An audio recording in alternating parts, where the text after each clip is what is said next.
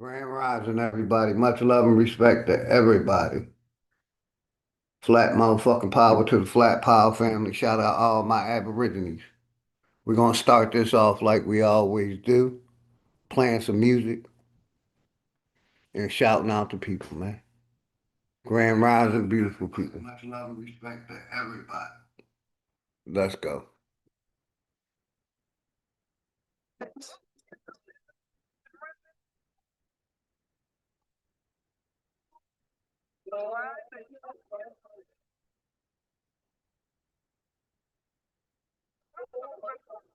Class in session. So it's time for you to get the notes. The quickest way to sell your soul is when you niggas vote. The shit I'm picking is forbidden. Better listen, bro. A politician preaching love is the biggest joke. See what they do is use the shit as a tool. Got us focus on these fools and putting shit in our food. Fighting to free your mind is kinda hollow but true. The system make you a zombie if you follow the rules. So we rebel, but not too many live it to tell. Till they find the cheat code using digital scales. Paradise is aborted when the mission is failed. Heaven and hell. Hey, shout out my brother YF Millennium. Much love and respect, brother. Wait, you even dumber than you look. You think you came from an eight. Religion needs science. Science need religion. One tell a story and the other paint the picture. But listen, nigga, if you dig a little deeper, you can find that little rabbit in the mother of the reaper. I'm the best for a reason. There's a message in the speaker when the cosmos talking. That's a blessing from the ether. One day I met the devil for real and made a deal with him. Told him all I want is the money and kept it real with him. Came in the form of a thought I couldn't build with him. Shit I was selling the fiends was really killing them. Your gun bars ain't much if your gat don't shoot. I'm strapped and bulletproof like the Batman suit. All it takes is one snap to have my enemies killed. The laws of space and time, I could bend them at will. Yeah, I'm in the world that some of y'all have not seen. And living on the page that some of y'all cannot read. And right now they probably calling me cheap. Cause I decided it's enough and now I finally speak. Tell you the truth, I don't trust people who cheat. It's deeper than having sex, you give birth to deceit. If you see where this is going, this is true as can be. If you lie to the ones you love, then you do it to me. The cold word is rainy night. Niggas get wet outside, but ain't no rain in sight. They wonder where this come from. Ascension when it's all done. No reason to believe in a God. When you become one, you understand. You could get it the same. Niggas a double cross you if you get them the fame.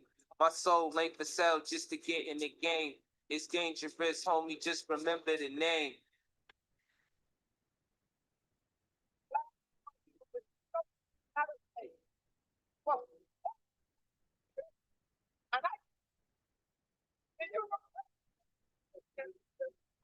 They just wanna keep us asleep. I know this shit suck, but when the fuck will niggas wake up? I know this shit tough. Every other step you take, you get your foot stuck. Cause they go and show you the flowers, so Stay niggas back. pushed Much up. love and Religion respect, is a brother. part of the system, my nigga. Listen, if you ain't got control of your soul, then you's a victim. The Pope fall over. This ain't gonna be a long live. Same politicians. Only gonna be live for a minute. Children, time to make them pay for what they did to the youth. But freedom of speech is nothing when they censoring truth. You ain't gotta show shit when you live in the proof. Giving support to your oppressors, man. You niggas is goons. Time to fight, fire, get on some nigga shit. Time to get back what they stole. All of our innocence. Some people hate the way that I talk. This shit be spicy. I say a bunch of shit that ain't true. It isn't likely. They try to say your vision ain't true. But with your sight see, the best way to tear you apart is through your psyche. I give it to you real. What you need me to say? Ask the world leaders about the oath they secretly take. It's a plan that they got to keep us legally slaves. Paid labor overwhelming when you needed a break. If you think that I'm just talking, then bitch, you lost. It's a war going on like rich versus poor. The rich keep getting rich while you broke ass starve. I'm feeding you little pennies at that punk ass job. Thinking cause you get it in tax, you need that income. Really, I'm just stating the facts cause niggas been dumb. Your emotions are controlled by a system. Cause when I make a song full of hate, niggas listen. When I make a song about love, niggas skip it. They both from the soul, so really ain't nothing different. Today you gotta give it a fight to make the hate stop. Niggas on that ignorant shit gon' get a face shot. Believe what you wanna believe. A lot of niggas snakes only going off of belief. A lot of shit is fake with two hands blazing. I'm ready for damnation. So tell the slave master I'm burning the plantation. Fuck niggas like the cocaine, but can't take it. So all during war, these flames remain sacred.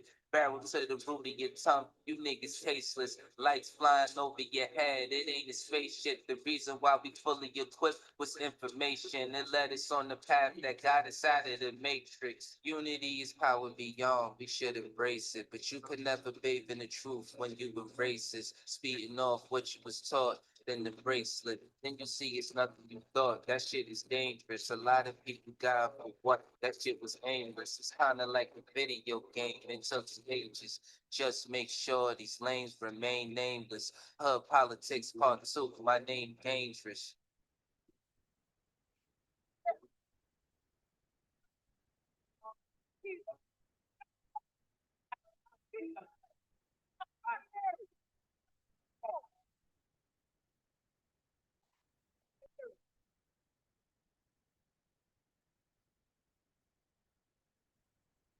Yeah, take it out. Take it. Check it out. Shit getting out of control. I mean, we've been there. Hate, they disguise it as love. We call it sincere. They took us to a place where ain't none of this shit playing. We just look stupid, wondering how we get here. This government got us in chains because they don't love us. They got us separated by gangs over some colors. What hurts more is we keep trusting these motherfuckers and putting bullshit that they say over each other. It's a bad world. Many cry in this sad world. A unicorn is compared to a black girl, or any child when you mix it, making life swirl. Gems meet a diamond and dance to make the ice swirl. Nigga, don't waste your time trying to hate on me. If you can't deal with your pride, then stay away from me. I don't fuck with none of that dumb shit. You heard that? Don't believe we live on a globe. Nigga, the earth flat. First you gotta love yourself, then And take the earth back. Find what's really important and make it work that. Too much time in your hands, We do a dirt nap. but niggas don't keep the same energy To exert that. What kind of freedom is that? What kind of social or political system is it when a black man has no voice in court, has nothing on his side other than what the white man chooses to give him? My brothers and sisters, we have to put a stop to this, and it will never be stopped Until we stop it ourselves. Mind over matter, but none of that matters. Life you trying to climb and a nigga pull a ladder, believing in the myth when reality is shattered. The lies never end unless you serve it on a platter. America made you a slave, then call you monster. Erase everything that we paved and say we conquered. Willie lynching is a system that really harmed us. It raped women, left children without their fathers. America, land of the free, home of the great. America, cage of the beast, home of the snake. But the fight don't stop when you gone. This shit a marathon. Everything they touched in this world, they made it terraform. The best piece of advice, stay about Stay out of them pig sites. Goes on in the street. Nigga, just live life. You only get one of those, nigga. Don't play with that. Trying to dance away in the dark and never make it back. We got a lot of loving to do. Shit is getting worse. Hate run deep in these roots. It's like the shit is cursed. Murder everything you can name. The world gone berserk. Pedophilia real as fuck. It's even in the church music. We've been flaming it. No, it ain't no game with it. Just know I put my soul on the beat. When you banging it, this is for the shit that I see and won't play with it. Politics part 3. My Man, dangerous. They attack the victim, and then the criminal who attacked the victim accuses the victim Of attacking him. This is American justice. This is American democracy. And those of you who are familiar with it know that in America, democracy is Hypocrisy. Now, if I'm wrong, put me in jail. But if you can't prove that a democracy is not hypocrisy, then don't put your hands on me. What if there was a song about Apologize, y'all, for the commercials. Let's go.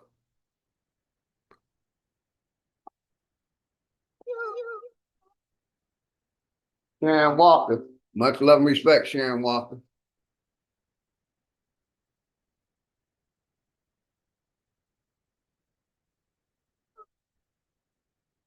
This, that, Nickelodeon, Mary Jane and Opium, fresh from the FedEx chest, we got a load of them.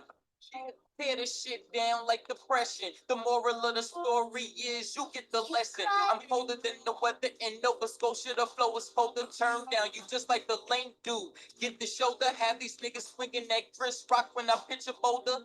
My intentions was ill will. When I rap, get a pill feel. I can meditate and stay connected to the earth like a mill drill. They taught you to lie to your kids with Santa. I verse in the AI now, ain't got the answer. Don't kill yourself trying to be me with the tanner. My equal love getting blown like a blammer. I'm biased to the low comprehension, cause people claim both to get a mention. You cry. And we don't want to hear that. Gotta do better. That's if you knew better. But I don't want to bore y'all. So, back to regular schedule showgramming. Secret session. Welcome to the upper echelon of Megatrons. And it's dangerous. Laugh now, cry later. Can that fly shit you talk manifest when you're falling from a skyscraper? The topic is, does Black Lives Matter in the judicial system? My side paper, you know it's over when the nine spray you. Oh, we robbing everything that you got. We operate as personality, just like your chain. It got faker, but the bullets like the ice in your drink. They shot chasers, people talking. You going in places these cops take us. Prison is a mental design for time chambers. Procrastination is a disease for time takers. When it's war, they could never be law for limes. You could suck your head, be stupid and cross and die. Player got the full whip, waving you down like hi hater. When your soul leave earth, you could let the sky take it, cause you thought shit was sweet. Laugh now, cry later. Man, y'all know what it is, man. It's getting scary for you niggas out here, man. Know y'all feeling the pressure. This network shit, this shit real, man. Ain't nothing but real shit over here, nigga. Chris Cyphers just gave y'all a dome shot. Dangerous just put you niggas in a body bag. And now I'm about to bury you niggas, man. Yo, I'm back riding again. Dangerous and Cyphers, we gon' have to body him then. Yeah, these niggas done. We gon' have your whole crew on the run. This ain't a game, you niggas lame. Come and catch this flame. We ain't built the same. You niggas just like the cap of fame. Hey, The shout more out you my make your brother, soul Jay, blow. Jay, Silencer Jay, on the end of the much love, barrel respect, where the Jay. smoke blow. I need a heat check. Lily from the logo. Smoke stop. You can smell my mojo. Fucking with Drake Cobbs, that's a no-no. This that big three, Boss Bron and D-Wade. Looking to let the heat spray. We pull up to your block like it's D-Day. We ain't playing, nigga, this ain't EA. We like wolves when the nigga see prey. And move like Neo when the nigga see strays. I Tyreek kill the competition. Chuck the deuces, nigga, on the replay. Big cheetah moving past you, nigga. I chuck the deuces on the replay. But y'all know what it is, man. Chris Cyphers, Dangerous, Drake Cobbs, man. This network shit ain't nothing but real shit over here, man. Nothing but real. You already know. Y'all knowing how we get down, Joe. Network, nigga. Network forever, nigga.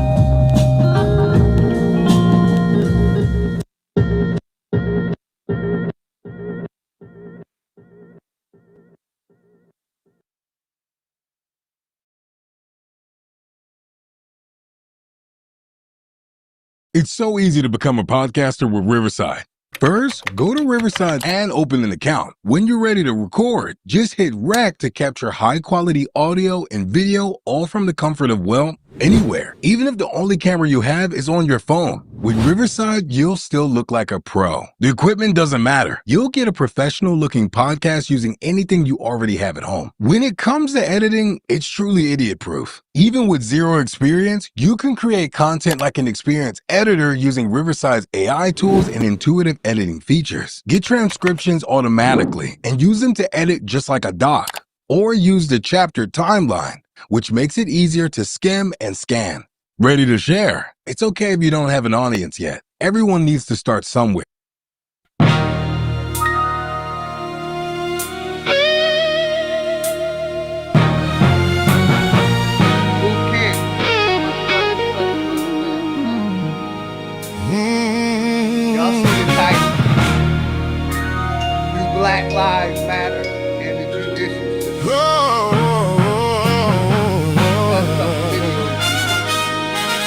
Yeah. You got me fucked up. Right game, wrong nigga. Keep up the disrespect. I'ma show you I'm a real nigga.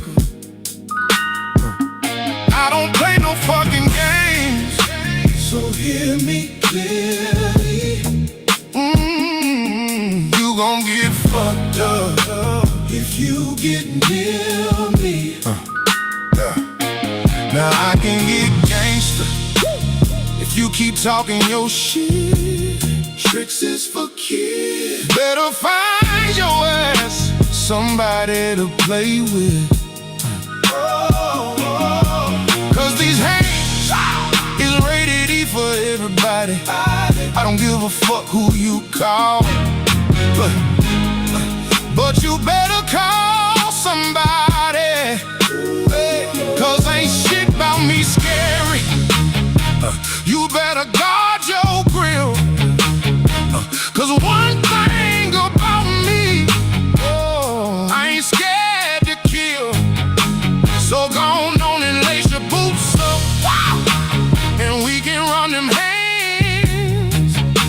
You don't want these problems with this grown-ass man. You got me fucked up. Right game, wrong nigga. Keep up the disrespect. Keep up the disrespect. I'ma show you I'm a real nigga. I don't play no fucking games, so hear me clearly. You gon' get fucked up. You gon' get fucked up. If you get near me, if you get near me, you got me fucked up. Right game, wrong nigga. Keep up the disrespect. Keep up the disrespect. I'ma show you I'm a real nigga. I'ma show you I'm a real nigga. I don't play no fucking games. So hear me clearly. You gon' get fucked up. You gon' get fucked up. If you get near me. I see you must think I'm pussy, cause I let you make it. Don't let the smooth taste fool you. I'm a dog, I can't fake it. I've been trying to spare your ass, but I see you on a buck. You ain't scaring nobody, cause I'm dangerous as fuck. Now all bullshit aside, this ain't what you really want. I've been slapping bitches since grade school. Now play with me if you want. You done got away with a lot, but that shit coming to an end. Been nice for as long as I can. Ain't taking no more losses, so fuck you. Then you got me fucked up. Hell yeah, you lost my trust. Yeah, I said fuck you with a lot of disrespect. Keep coming at me sideways, I'ma keep my foot on your neck. Right game, wrong nigga. Keep up the disrespect. Keep up the disrespect. I'ma show you I'm a real nigga. I don't play no fucking games, so hear me clearly. You gon' get fucked up. You gon' get fucked up if you get near me. You got me fucked up. Right game, wrong nigga. Keep up the disrespect. Keep up the disrespect. I'ma show you I'm a real nigga. I don't play no fucking games, so hear me clearly. You gon' get fucked up if you get near me. What's up, bitch? What's up, bitch?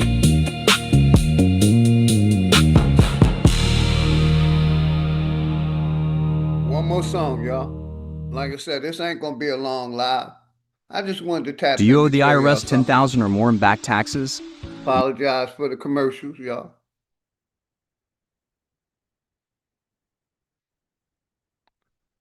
That ain't what I wanted. I wanted this one. My bad. Let's go. My nigga Juice, man. Shout out my nigga Juice, man. Ninja Strong. Niji Strong.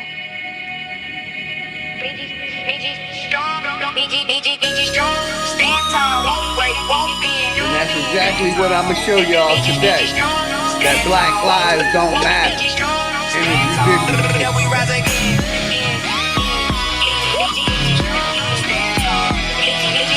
That's one of my favorites, Jay Jackson.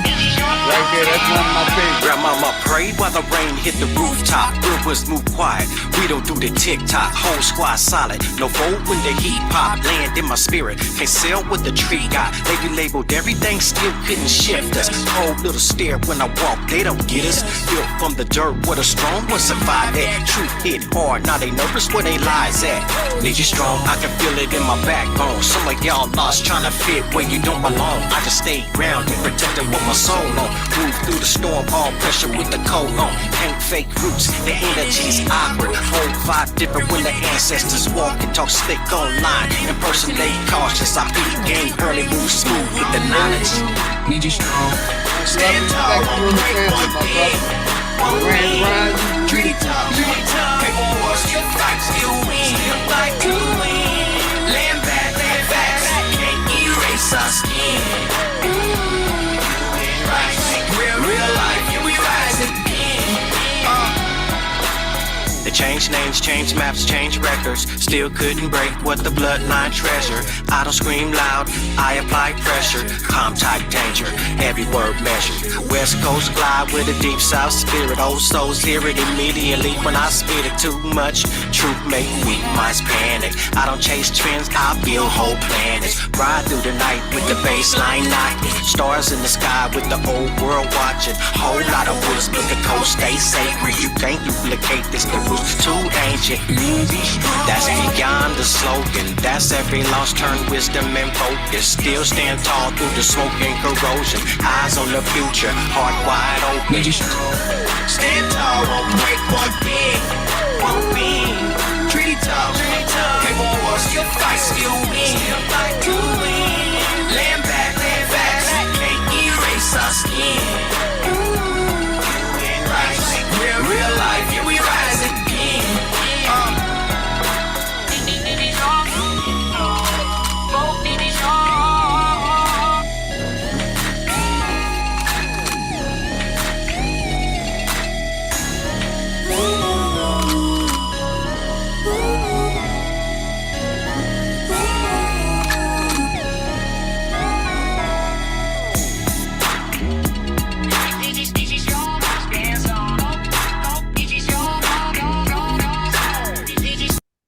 Shout out my brother Juice. Like I said, this isn't going to be a long live.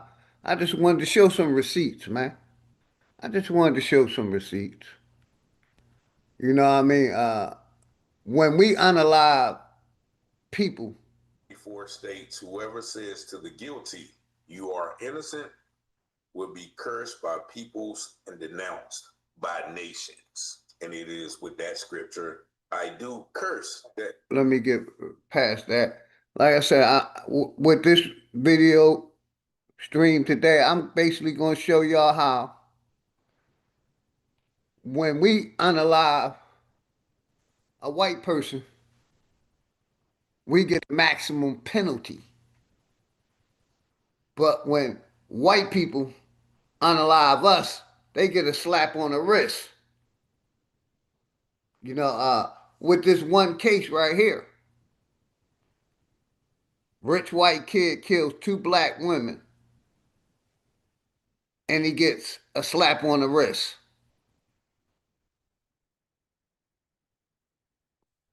The other case, white woman stabs her flag on the plate, black boyfriend, unalives him, and gets a slap on the wrist. When we unalive somebody, we get the maximum sentence But with this judicial system, when white people do a crime against us, they always get second-degree murder or lesser charges. And that's what I'm showing today. You know, and that's exactly what I'm showing today with these videos I'm about to show. Shout out my nigga Key Norfolk. Much love and respect to you and the family. My nigga Key.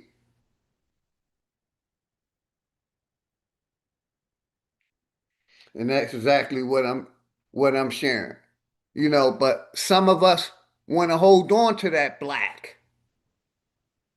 Even though when it comes to the eye of the law, we get sentenced more. And when they unalive us, they get a slap on the wrist. I'm going to show 2 or 3 cases where a white person unalives us, get the minimum sentence. This rich white kid killed 2 black women and got, I think, 2 years and probation. And that's what made me do this stream, because I've been saying this for years. When we unalive one of them, we get the maximum. They throw the book at us. But when white people unalive us, they get a slap on the wrist. So let's go, man.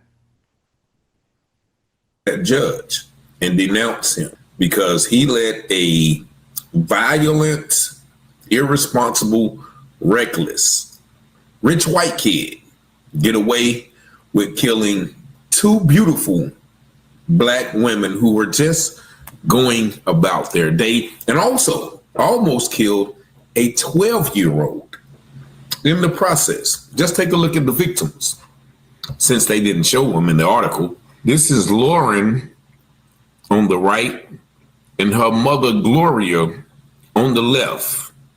Lauren and Gloria Manley were the victims of not only this criminal, but also the judge.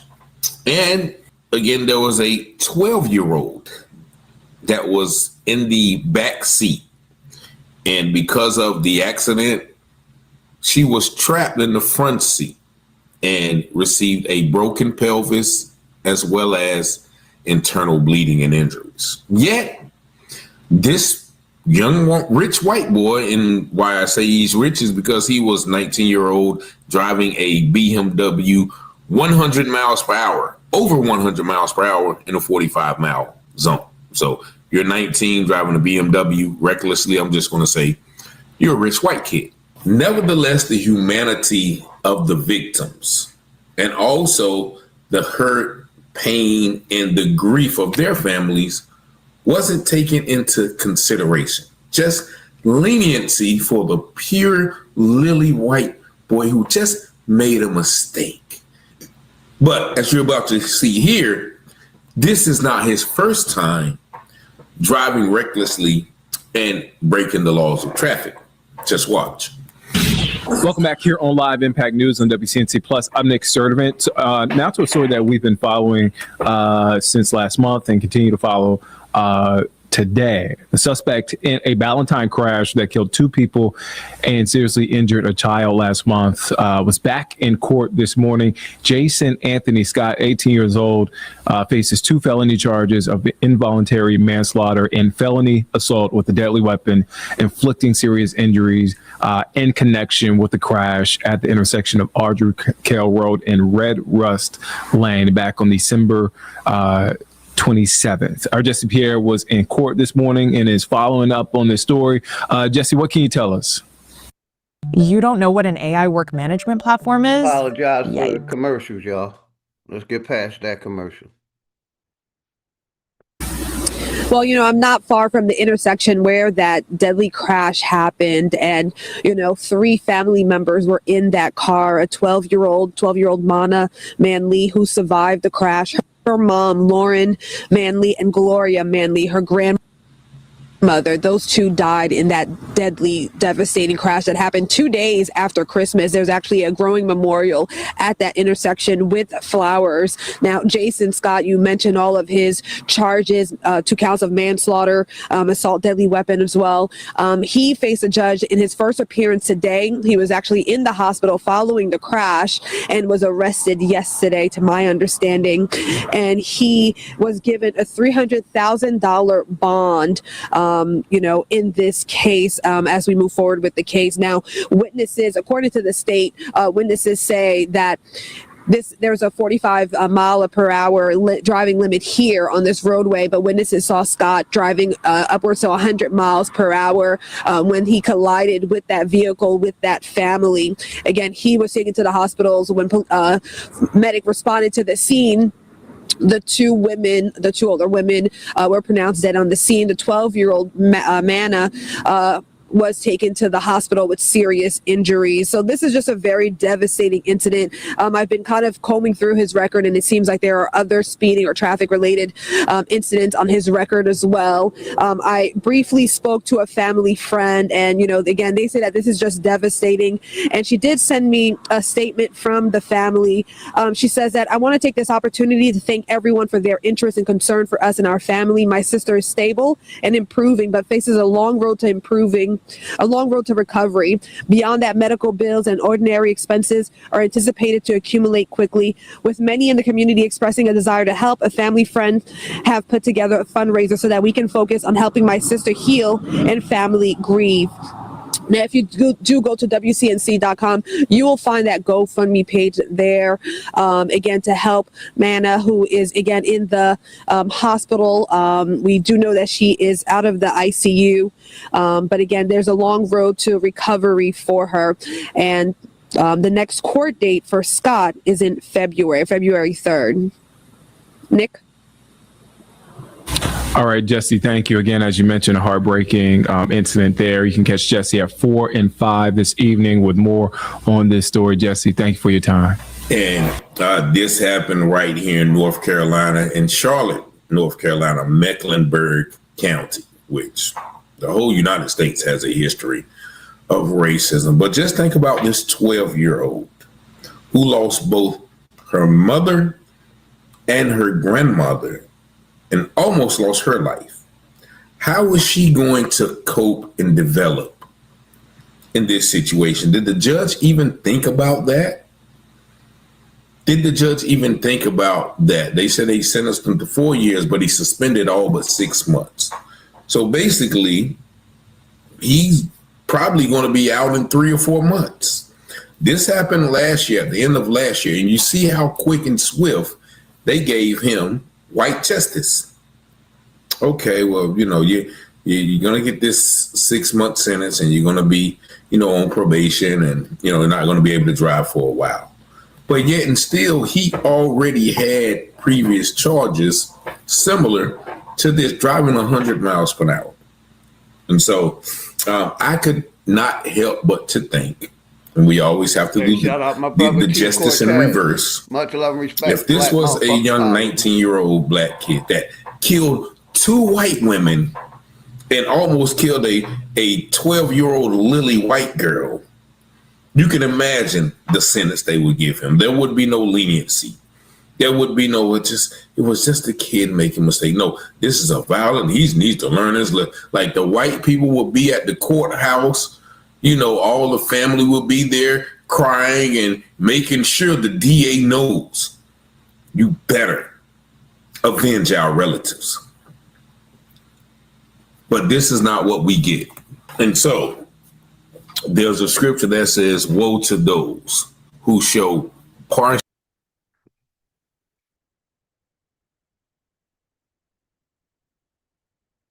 Like I said, they gave that white kid 2 years probation. He served 6 months. They threw out the rest and gave him 6 months time and probation for killing that family. I hope justice finds that young man somewhere down the line. Y'all let me know what y'all think. Thank y'all for liking, watching, sharing, subscribing to the channel. And as always, I pray you have like I said, I'm going to go back over what they sentenced him. They sentenced him with, let him say it again.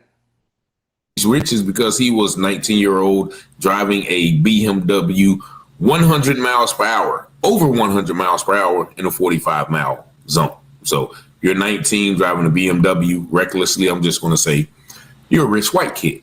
Nevertheless, the humanity of the victims and also the hurt, pain, and the grief of their families wasn't taken into consideration. Just leniency for the pure lily white boy who just made a mistake. But as you're about to see here, this is not his first time driving recklessly and breaking the laws of traffic. Just watch. Welcome back here on Live Impact News on WCNC Plus. I'm Nick Sturdivant.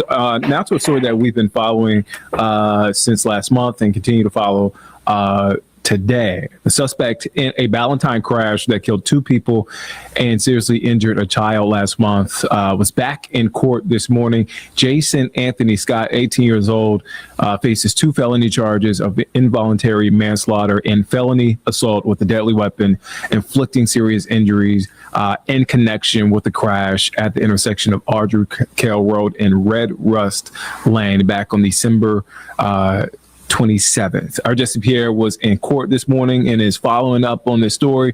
Jesse, what can you tell us? Well, I'm not far from the intersection where that deadly crash happened. And, 3 family members were in that car, a 12-year-old Mana Manley, who survived the crash. Her mom, Lauren Manley, and Gloria Manley, her grandmother. Those 2 died in that deadly, devastating crash that happened 2 days after Christmas. There's actually a growing memorial at that intersection with flowers. Now, Jason Scott, you mentioned all of his charges, 2 counts of manslaughter, assault, deadly weapon as well. He faced a judge in his first appearance today. He was actually in the hospital following the crash and was arrested yesterday, to my understanding. And he was given a $300,000 bond, in this case, as we move forward with the case. Now, witnesses, according to the state, witnesses say that there's a 45 mile per hour driving limit here on this roadway, but witnesses saw Scott driving upwards to 100 miles per hour when he collided with that vehicle with that family. Again, he was taken to the hospitals when medic responded to the scene. The 2 older women were pronounced dead on the scene. The 12-year-old Mana was taken to the hospital with serious injuries. So this is just a very devastating incident. I've been kind of combing through his record, and it seems like there are other speeding or traffic related incidents on his record as well. I briefly spoke to a family friend, and again, they say that this is just devastating. And she did send me a statement from the family. She says that, "I want to take this opportunity to thank everyone for their interest and concern for us and our family. My sister is stable and improving, but faces a long road to recovery. Beyond that, medical bills and ordinary expenses are anticipated to accumulate quickly. With many in the community expressing a desire to help, a family friend have put together a fundraiser so that we can focus on helping my sister heal and family grieve." Now, if you do go to WCNC.com, you will find that GoFundMe page there, again, to help Mana. Let me go back one more time. 18-year-old driving more than 100 miles per hour, causing a deadly crash that killed 2 women, receives less than 1 year in jail. Jason Scott took a plea deal this. Less than 1 year in jail for killing 2 people and fatally harming a 3rd. 1 year in jail.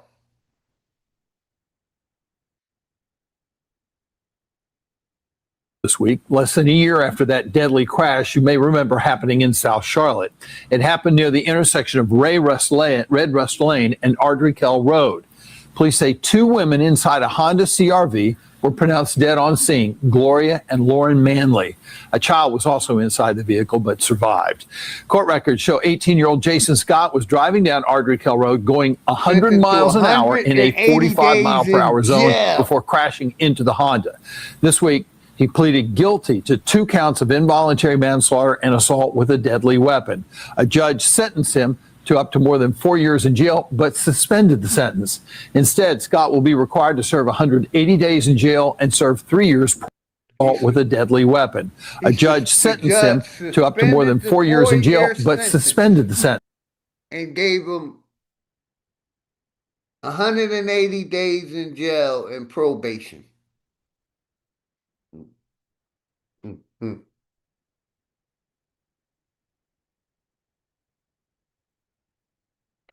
Shout out my sister Tanya Renee. Much love and respect to you and the family, Tanya Renee.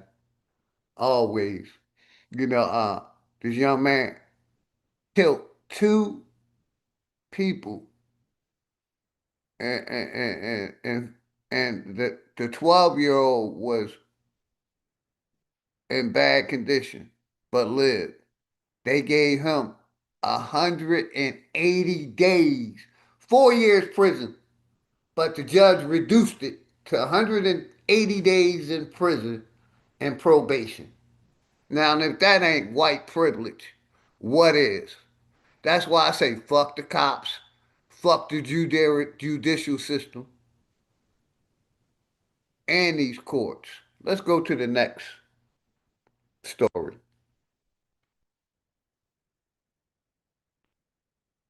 Go to the next story.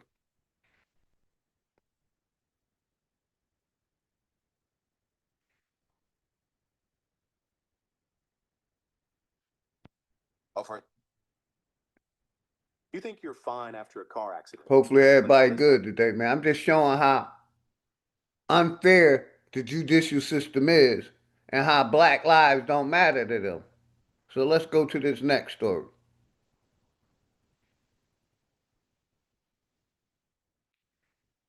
Let's go. Let me get back.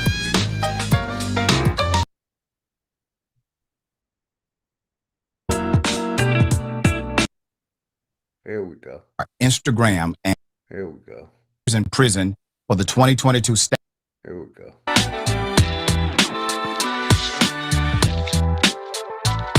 Hey, make sure everybody sub up to everybody's channel. Sub up to my sister, DJ Tanya Renee channel. She be playing music on Fridays and Saturdays, be jamming, man. Make sure y'all sub up to everybody's channel. Sub up to my sister channel, man.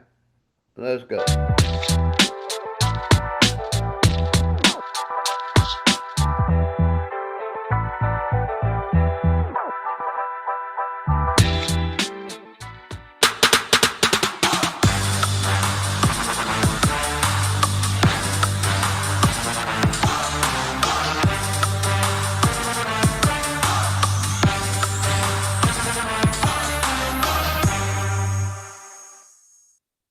What up? Welcome. It's Indisputable. I'm your host, Rashad Richie. Good to be with you. We have a lot on the agenda today. Top story of the day. Put it up for a mass. We now have an actual sentencing. Do you remember this story? According to Atlanta Black Star, Instagram and OnlyFans model, Courtney Clenny was sentenced Monday to 6 years in prison for the 2022 stabbing of her boyfriend.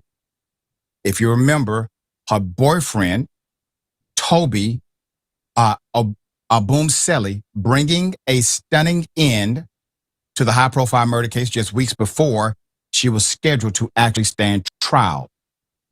However, the judge is allowing her to receive credit for time already served, which actually means her sentence will more than likely be 2 more years behind bars for taking a man's life. Let's go to it. Here it is. My phone! Cecil. Don't touch me! What is going on? Like, what are you gonna get this mad at me when I'm apologizing to you? No, Christian. Like, you're thinking I'm doing it on purpose?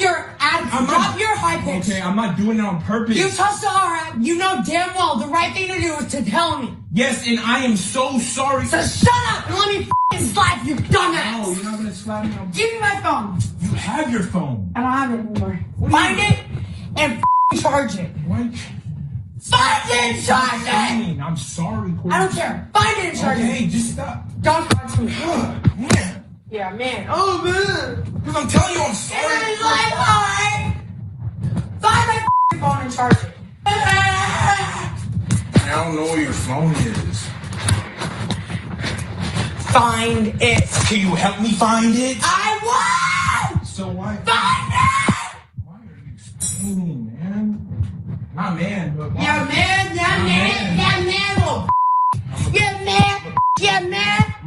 What? Like, Yeah, some old man, huh? Shut the up. I need to find it because I have to go meet her again. To go out? No! You said he invited you Christian, out. just find my goddamn phone! I don't have your phone. Can you Just find my phone! Sissy, can you just please? Shut up!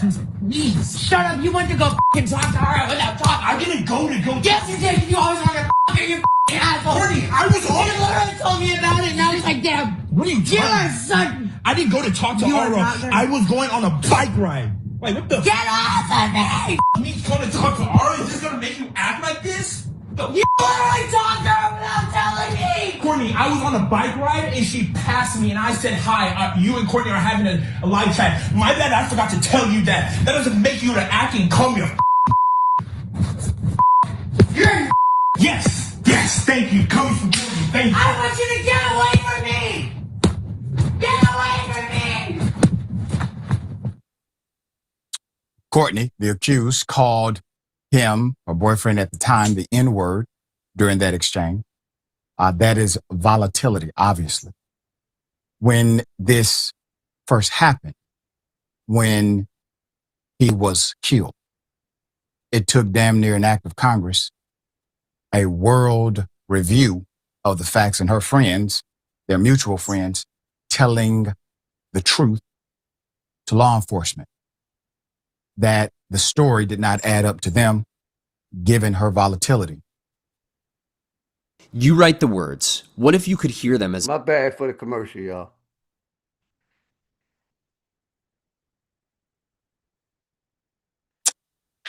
Courtney, 30, faced second-degree murder in the April 3rd, 2022 killing of Mr. Ombonseli, 27, inside of the couple's luxury Miami apartment. She was arrested in Hawaii on August 10th, 2022. Courtney, who amassed millions of social media followers under the name Courtney Taylor, 4 months initially pleaded not was guilty not and maintained charged. that she actually killed Obumseli in self-defense during a violent argument. After a 4-month investigation that included surveillance footage, witness interviews, and forensic evidence, authorities alleged Courtney was the primary aggressor in the couple's volatile relationship. The audio from the 911 call captured Obumseli's final moments after the stabbing. Quote, "I think I'm going to die. I can't feel my arms," he could be heard saying. Meanwhile, her attorneys had been preparing to take the case to trial and recently sought permission to introduce a 2020 animal cruelty allegation against Ombonseli, which he denied.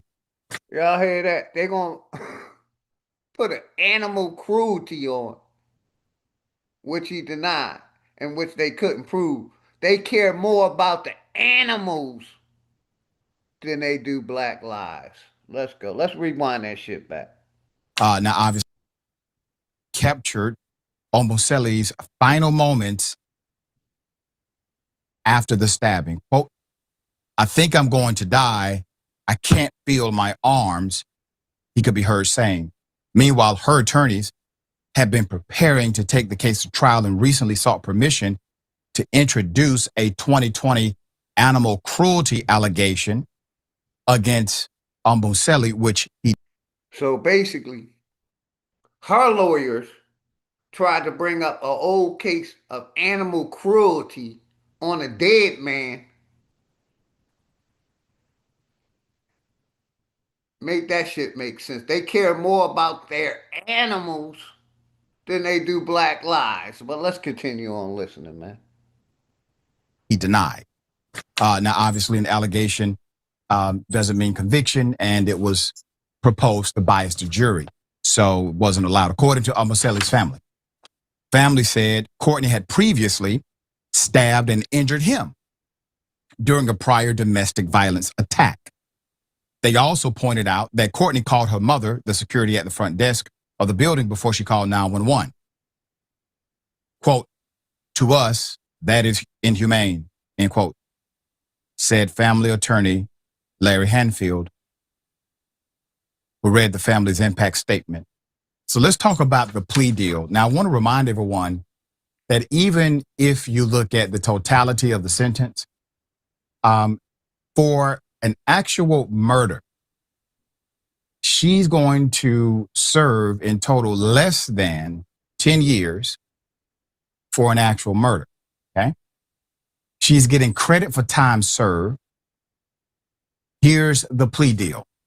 The sentence came after Courtney reached a plea deal agreement with prosecutors and the deceased family to avoid the trial that had been scheduled for later in August. She also faces 5 years of probation for the new charge of manslaughter with a deadly weapon. Courtney must also complete a mental health and substance abuse evaluation or evaluations and any associated programs as necessary according to the 8-page plea deal. She must also complete a batterer's intervention program and education-based initiative meant to hold domestic violence offenders accountable for their actions. An attorney representing Moselli's family previously said the agreement would allow Courtney to plead guilty and accept full responsibility while beginning the process of bringing closure to his family. Courtney has not apologized to the family for the man's death, which changed their lives forever. I'm going to get into what the mother said in just a moment, but I want to remind everyone of the details and if they were reversed. I want you to imagine a black male violently stab a white female who happens to be his girlfriend. He ends up getting just a few years in prison by way of a plea deal, not conviction, by way of an agreement. He gets a few years in prison, probation, and the opportunity to seek and obtain mental health counseling without even giving an apology to the family. Do you believe that would stand in any courtroom in the United States of America if the roles were reversed? Hell no. Shout out, cuz. What's good, cuz? How you doing? So even in this, which seems like some semblance of justice, even in this, the injustice cannot be overstated. His mother addressed Courtney after the sentencing Monday. So the deceased mother gets to address Courtney, detailing the profound impact of her son's sudden death. Quote, "Words can never fully explain how Christian's death has affected my life and the lives of everyone in our family. There's simply too much pain to put on paper," the mother said. The grieving mother says she did not want her son to just be remembered for the way he died, but for the kind-hearted, compassionate, friendly, and respectful man that he was. Courtney appeared to hold back tears as the mother spoke. That is your update. All right, we got more on the other side. Indisputable stick and stay.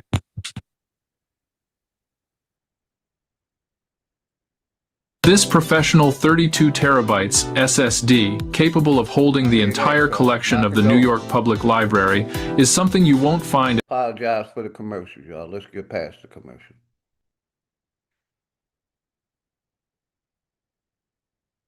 What contributions to the progressive cause are you most proud of? I mean, I don't have super high aspirations for a singular role that I can play in the movement or anything. I try to present myself as Matter of fact, let's go to the next story. Give me a second, y'all.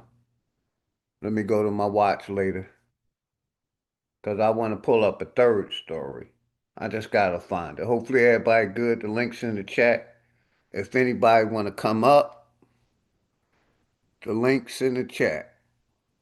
Let me find this third story. And I played this one before.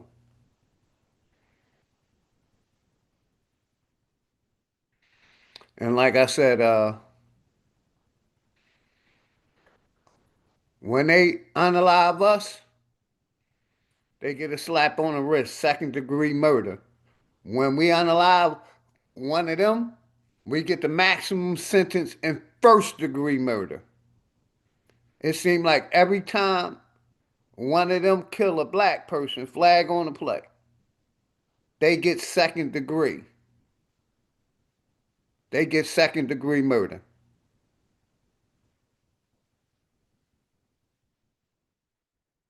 Let's go with this one. And I got one more.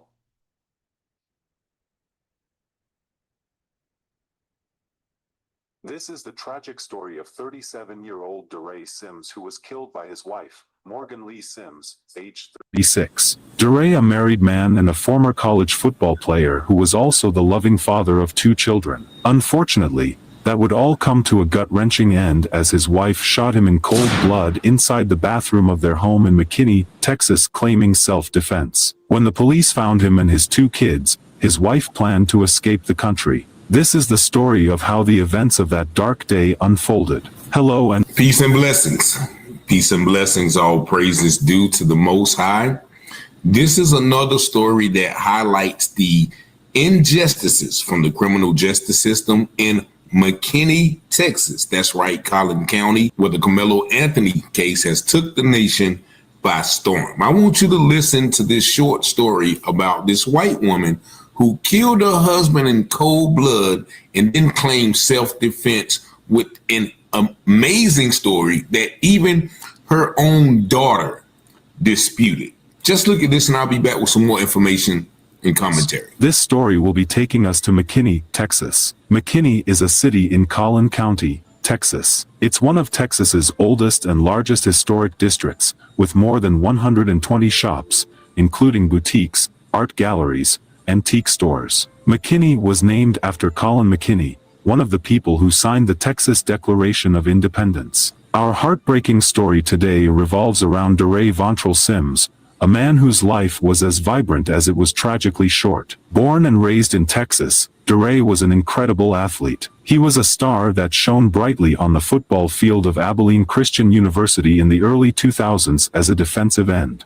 His dedication to the sport was not just a hobby but a passion that defined a significant part of his identity. This is evident as he still owns multiple university records. But DeRay's life was not all about football. He was also a family man, deeply devoted to his wife, Morgan Lee Sims, and their 2 young children. Despite the challenges that life threw at them, DeRay's role as a father was one he cherished deeply. His children, a 2-year-old and a 6-year-old at the time of his death, were the center of his world. As we look deeper into the story of DeRay Sims, we need to discuss the complex relationship he shared with his wife, Morgan Lee Sims. Their relationship, like any other, began with promise and hope. They were 2 young people that went on a romantic journey together, a journey that would span 7 years, and bring 2 beautiful children into their lives. In the early years, their bond seemed strong. They celebrated milestones together, navigated the challenges of parenthood, and built a life that, from the outside, seemed filled with love and commitment. In fact, they celebrated their 7th anniversary just days before the tragic incident that would forever change the course of their lives. However, as time passed, the cracks began to show. The relationship that once held so much promise began to unravel. The details of their private struggles remain largely hidden. Still, we know that their relationship was fraught with tension and allegations of abuse. In 2014, a significant event marked a turning point in their relationship. DeRay was arrested on suspicion of assault family violence. However, a grand jury reportedly declined to indict him due to Morgan's reluctance to prosecute him. Though largely kept under wraps, it is clear from this incident that a darker side of their relationship existed, and it would not be able to hide much longer. On the fateful day of April 20th, 2018, an argument erupted between DeRay and Morgan, and the tension between them reached a boiling point, and what happened next would forever change their lives. Their daughter shared the troubling account. According to her, it seemed like her mom got a firearm from the safe. Morgan had taken considerable measures to ensure the children were not present at the scene. The daughter explained that her mother sent them to a separate room in the house to watch a movie. This is where the story takes a really serious turn. The daughter reported that her mother then shot her father, not once, but 4 times. He was shot twice in the abdomen and twice in the chest. And all of this apparently happened while he was in the bathroom, taking a shower. Continuing with her account, the daughter explained that after committing this horrific act, her mother didn't seem to show remorse or confess immediately. Instead, she is said to have hidden the firearm behind her back, a clear attempt to conceal the evidence of what she had done. And after the shooting, everything was a mess. DeRay was left on the bathroom floor. His life sadly ended too soon. In a rush, Morgan left their home, leaving their 2 young kids behind in an act of unbelievable selfishness. She took with her $6,000, DeRay's wallet, phone, keys, and their family passports. When the police arrived, they found a heartbreaking scene. DeRay was on the bathroom floor, a sad reminder of what had happened. Their kids left alone in the house were a sign of a family torn apart. After the shooting, Morgan didn't stick around. She left in a hurry, leaving behind a home filled with confusion and sorrow. But she didn't get far. The police were on her trail, piecing together the events of that tragic day. Morgan was found north of Anna, Texas, in her car. It was as if she was ready to leave everything behind. As we mentioned before, she had $6,000 in cash, her husband's wallet, phone, keys, and even their family passports. It seemed like she had planned to disappear and start her life all over again. Evidence from her phone even showed she had been looking up directions to Mexico. But her plan didn't work out. The police arrested her, bringing her in to face the consequences of her actions. A woman who had been a wife and a mother was now a suspect in a serious crime. After her arrest, Morgan's story took another turn. She was brought to trial, facing serious charges for her actions. The courtroom became the stage for the next chapter of this story, a place where the truth would be sought. Morgan was charged with murder.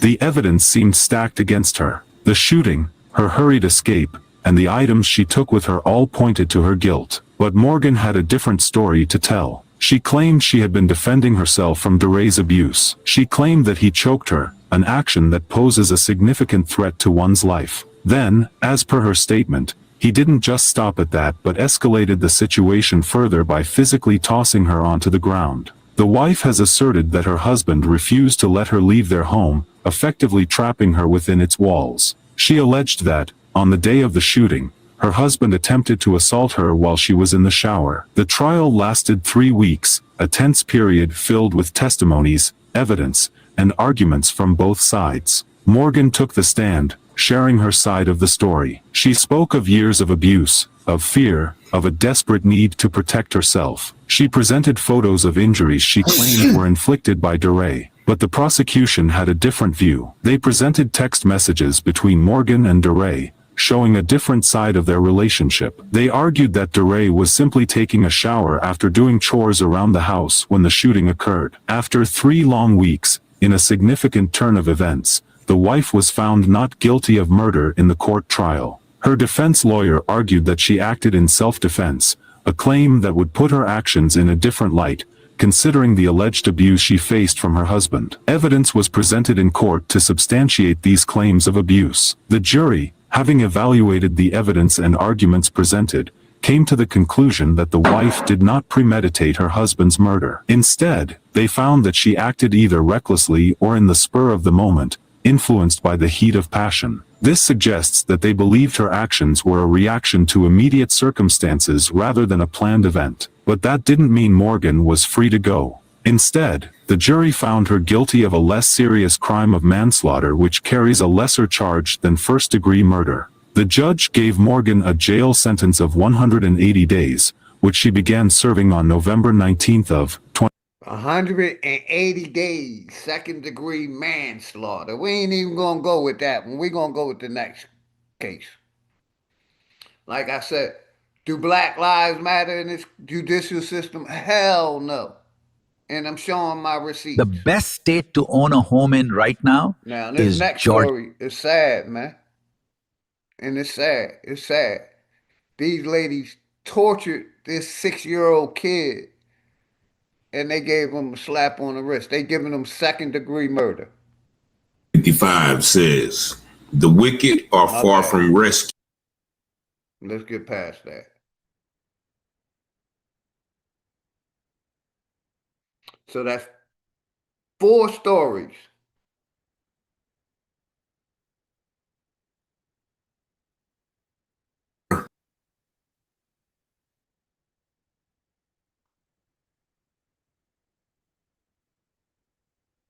Of this 7-year-old. Let me rewind that back a little bit. Her mother, Barbara Renner, and her daughter, Alyssa Seymour, who was recently arrested for the torture and murder of this 7-year-old brown baby.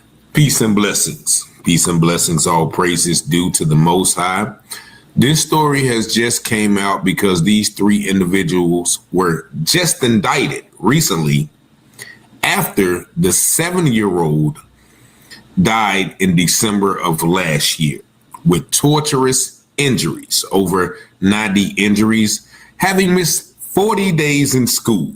And yet and still, there was little to no CPS involvement. I want you to watch this news story and just think, if this would have been a black family with a child missing 40 days, how fast would CPS have been in there investigating this? Just watch. A horrific and heartbreaking story out of Long Island tonight. 3 women are now charged in the death of a little girl in Bayport. Jordan Duncan was just 7 years old. Tonight, prosecutors say they have disturbing evidence that shows the women in custody actively tortured the child. Stacey Sagers live in Bayport with the very latest on the arrests and the ongoing investigation. Stacey, heartbreaking. Well, Sade, 3 generations of women and allegedly the horrible torture of an innocent child. This was the brutal murder of a defenseless 7-year-old girl, according to the Suffolk County District Attorney. This all began here in Bayport with a 911 call to this home. It ended now with a massive grand jury indictment. Oak Street here in Bayport, where nicely kept homes bear welcoming signs and American flags line the block. Number 9, no different, except for the horrors that prosecutors outline inside. You hear about this stuff and you don't think it's going to be so close to home. It hits a little different when it's right here. They say the 7-year-old girl who lived here endured months of abuse. I just feel terrible because, I mean, we just feel like we would have done something. A grand jury indictment now alleging that Jordan Duncan had at least 90 injuries on her body in the last 48 hours of her life. 20 other injuries, including some suggesting she was whipped. Looking outside the home, a clear indication the family denies any abuse. Signs about their own grief after Jordan went into cardiac arrest here last December. But neighbors like Tom Lowe, who lives 2 doors down, wondered. Like 9 months ago when they went into the house, ambulances, cop cars. Now 3 generations of women in the home, all charged with the abuse that caused little Jordan's death. 50-year-old Emily Kelly, her legal guardian, facing the most serious charges, including second-degree murder. Kelly was the girl's father's fiance and had legal custody. Second-degree murder, not first degree. That's why I said this judicial system is racist and they don't care about black lives. No. Second-degree murder charges for unaliving that little 6-7-year-old girl, man. Let's go. Custody because he's in prison. But prosecutors say in the year Kelly was in charge, cruelty persisted. So did alleged cover-ups of Jordan's injuries discussed between Kelly and her 24-year-old daughter, Alyssa Seymour. Kelly's elderly mother, meanwhile, Barbara Renner, allegedly singing in the background during a video showing little Jordan struggling. 3 generations, nobody, it's sadistic. It's horrible. Jordan Duncan was absent from school 40 days in 2025.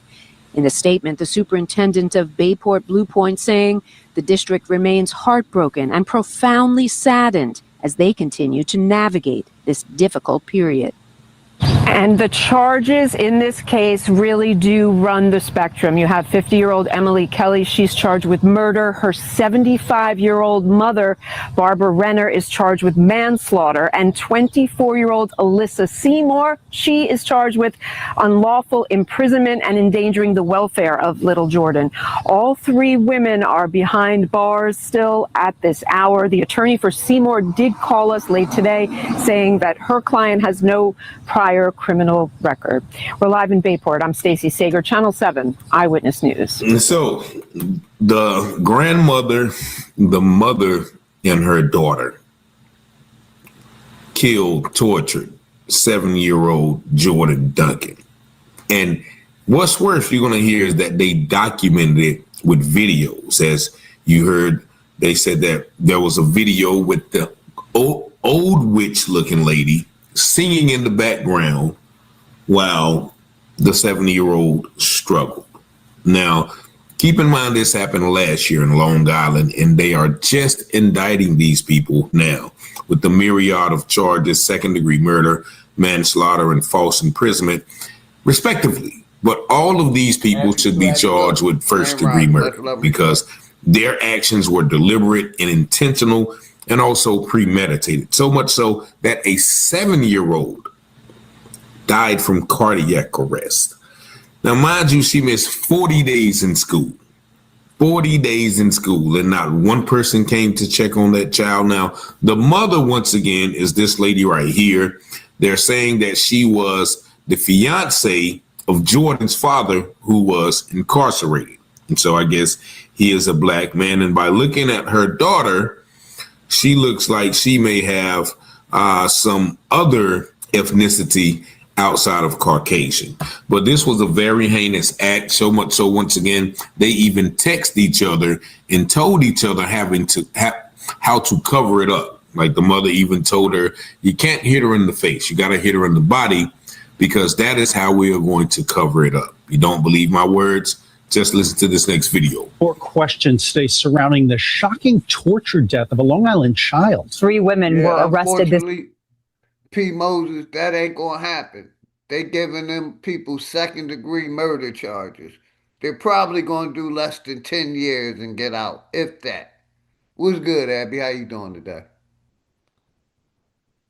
Hello, can you hear me? Loud and clear. Okay, I was just trying to figure out how I can contact you, because we supposed to do a show together. Remember? Yes, ma'am. So I don't know how to use Zoom like that. So I'm looking. If I do new chat, can I send you my number? Yeah, I put my number in the back chat for you to contact me. I'm trying to figure out how you do that. Cause I'm not. Give me I'm a not, second. I'm putting it back there I'm now. not privy. I'm not privy to Zoom.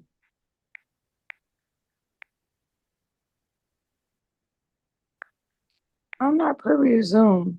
I got you. So you gotta tell me how I'm supposed to see it. All right, I'll let you know. Give me 1 second. Let me put it back there. Bam. It's back there. Let me stop sharing the screen. It should be something on your bottom that says chat. If you look at the bottom where the mic, the camera, do you have that on the bottom of your Chat. screen? Okay. Yeah. Click That's on it. that, and that's our chat. That's the Zoom chat. Nobody else can see that. So I put my number in the back. Okay, so I'm about to text you then. Yes, ma'am. Okay, thank you. You're welcome. and basically, you know, the topic today, uh, does Black Lives Matter in the judicial system? And I'm showing 3, 4 cases where, No, they don't. and it's sad. It's sad because if we unalive the white person, we'll get the maximum sentence. We get the book thrown at us. They kill us and get a slap on the wrist, a pat on the back, and minimum sentence. And that's all I'm showing today. The case that Okay, I just let was me see showing, if I could I think I got it. you got it? So I think I'm texting you now. Let's see. It should be coming through any second now. You got me? Not yet. Let me make sure I put the right. Yeah, I got it. It just ping. I got Okay. you. And I'll call you after this, and we can set up a date and a time, and on whatever topic we're gonna talk about. Okay. I would like that very much. Yes, ma'am. Be my pleasure. You know, and like I said, this wasn't gonna be a long stream. I just wanted to show my receipts and why I just don't have no respect for the judicial system at all. You know, and you know, to Well, me, it's not set up for us. no, yes, ma'am, I totally agree. It's definitely not set up for us, but a bunch of us still believe in it. And you know, and that's what I'm showing that, you know, that, Let me say something real quick. Real go ahead, quick. sis. Okay. Like my mama, she's 75. She'll be 76 in October. And I don't even want her to vote no more.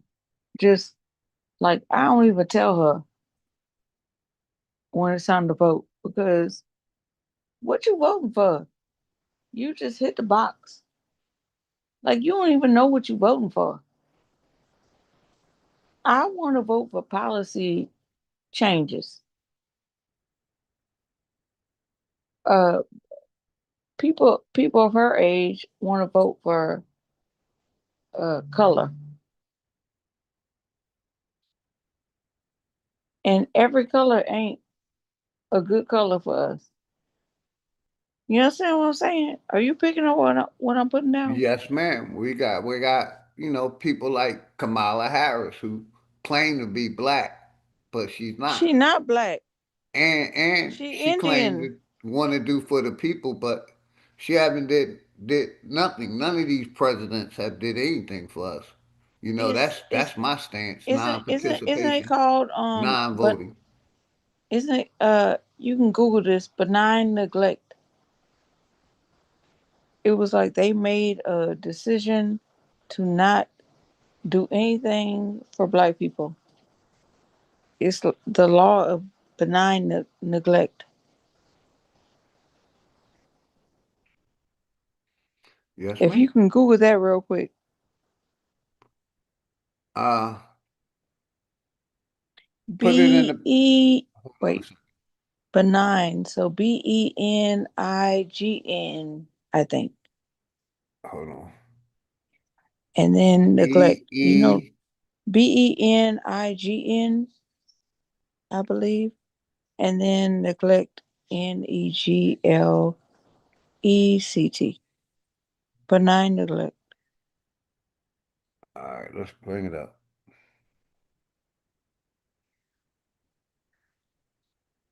Okay, hold on. I put it in the wrong place. That's okay. Let me come over here, open up another tab. What am I seeing? I'm just seeing like a picture.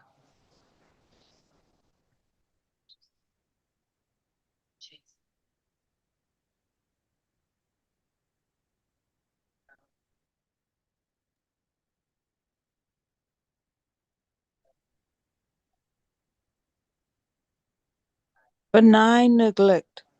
I got it. Yes, ma'am. I'm bringing it up. Did you see it? Yeah. And what does it say? It says benign neglect is an intentional policy or attitude of ignoring a situation or problem or responsibility. People do this with the belief that taking no action will cause no harm or will lead to a better outcome of active interventions. It's on the screen. I see it. Okay. Let me And welcome, Shay. How you doing today? So colonial policy historically applied to Britain's loose enforcement of trade laws in the American colonies before 1760, which allowed local autonomy. Public policy, a deliberate choice by a government to stop intervening in an economic sector or social issue, hoping it would correct itself. Okay, this is can you move up? Mm-hmm. There you go. Oh.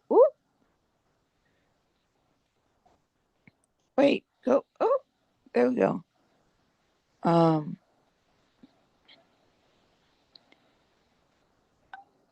can you Google benign neglect? Um, uh, benign neglect with black policy. Can you Google that? Let's see. Benign neglect, black policy.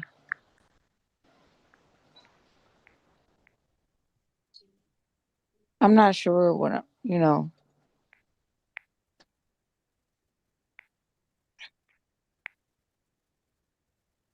She will come up.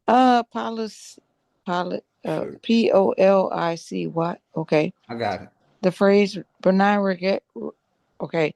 The phrase benign neglect regarding Black American policy originates from 1969 confidential memo by Daniel Patrick Moynihan, okay, counselor to President Richard Nixon. Moynihan suggests that racial tensions might ease if the federal government cooled down its civil rights rhetoric and intervention, allowing existing legal policies to take root originally. I mean, you can click show more. Where's that? Click show more. Okay, there you go. Yep. So Moynihan argued that the public discourse on race had become too consumed by extremists and hyperbole. The goal, he recommended lowering the national volume on racial conflict to let the situation stabilize. The leak.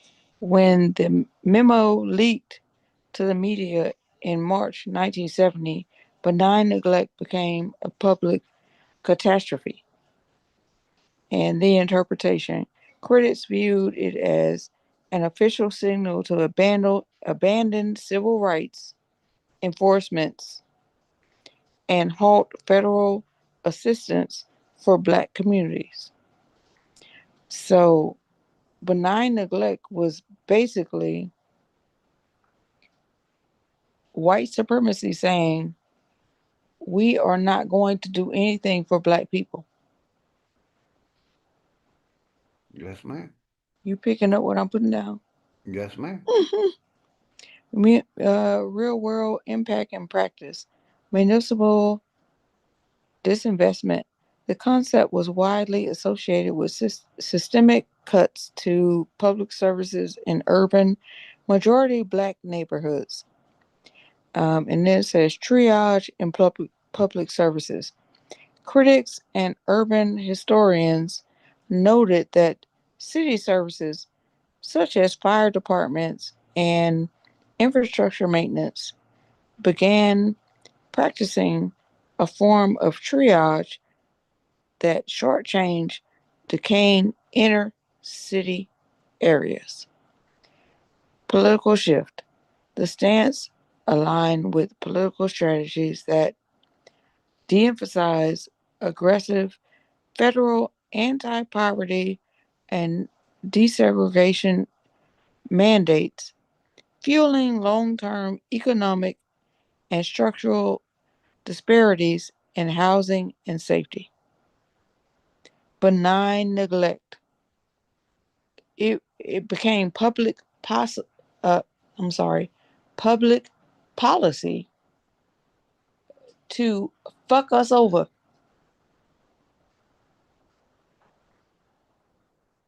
That's all I got to say. Yes, ma'am. Thank you. What's good, Cher? How you doing today? You can tap in, sis. Welcome. She's still up here? Who, me? No, Cher. Oh, okay. I Oh, thought you was yeah, talking to she's still somebody up here. else. Okay. You can unmute, Cher. How you doing today? You got to turn your camera off. And You unmute your muted. You mic. muted, Cher. You muted. Can you hear me now? There you go, Yep, sis. we Loud can and hear you clear, sis. How now. you doing today? And you can Okay, turn I don't know why it's not. sis. You good. You good. We hear you loud and clear. How Am you? I? No, you Y'all straight. hear Go. me? Go ahead. Go ahead. The internet, well, anyway, the Wi-Fi probably acting up because we have storms here. No, I was just, I know you played those videos. Yes, ma'am. And of course, we know the system isn't for us. It was always used to oppress us, right? They can throw the book at you with, black on black crime, right? But when it comes to some other culture, people committing crime against us, these people get off or get during there like a slap on the wrist. We dealing with a case here in Houston now. Lady drowned and killed 3 of her kids, right? The lady's still in the so-called mental hospital, right? But she going back to court because the prosecution is trying to try the case again and say that she actually murdered her kids, which she did. She murdered them, just like Andrea Yates had 6 kids and murdered them, right? But she's in a mental hospital here in Texas as well. But we have to understand as a people that if the system doesn't work for us, I mean, we got to go back to old school, what our ancestors used to say: stay away from the white folks, keep your nose 10 times, 15 times clean, right? Because we already know Jim Crow Joe Biden, who authored that crime bill, which a lot of this is stemming from that a lot of people don't mention. This is why I tell people they need to learn to study history. And then you need to learn to hold your elected officials accountable. What has happened with the Gen X generation and the baby boomers, they've never held these politicians accountable. And now they're seeing the effects of it. They can't even retire. They finna cut Social Security. They finna cut Medicare, right? You see your money going to wars. We dealing with a whole government full of pedophiles, right? Now, of course, there come us. Well, we thinking a little different. No, you're going to have to really give us something for our vote. You're going to have to come on with it, or we'll just sit home or we won't vote for you at all. We want to say we can't be a part of, participate in the political system. I don't think we should ever use that language because every country has a government, right? And most likely a judicial system. The thing is how you're going to change it or how not to participate in it at all. If you better your communities, train your child as they should be, educate your child, discipline your child, we can shut all the prisons down. Come together as a community and the people. Well, if they ain't got nobody to lock up, right? The prison system failed, correct? I mean, or they could put all immigrants in there like they doing, Yes, right? ma'am. Get. That's my thing. Hell, you over here illegally. Y'all don't want to go, you get caught, get 10, 20 years of free labor here in America, then you get deported back to your country. See, even with that, you can even stop immigration overnight that way or make them self-deport, right? Yes, ma'am.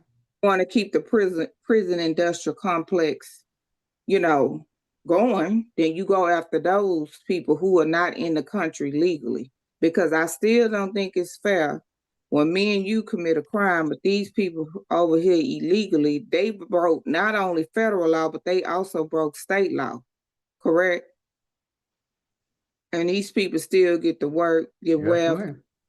I mean, everything getting cut off now, but think about why our elders are suffering with Social Security, they cutting food stamps, welfare, which I don't think able-bodied people, I'm with Scott Turner on that, or Secretary of HUD, you should be working, right? That system should have never been designed to keep you poor when you got generations of family. And leads to the right?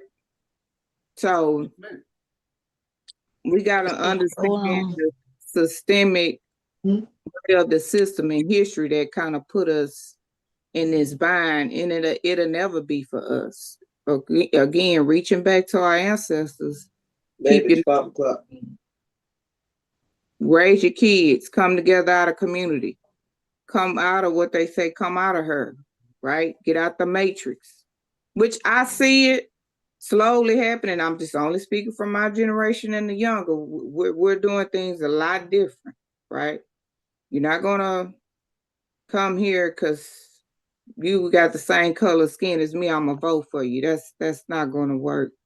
Or the older generation, I done seen it because I'm a part of the community. These old people can be sold out with a free turkey and free barbecue plate of fresh fish fry. Why you think the Democrats do that? They'll do nothing, and they say that they'll do nothing for you. But the question is, why? And I like to study.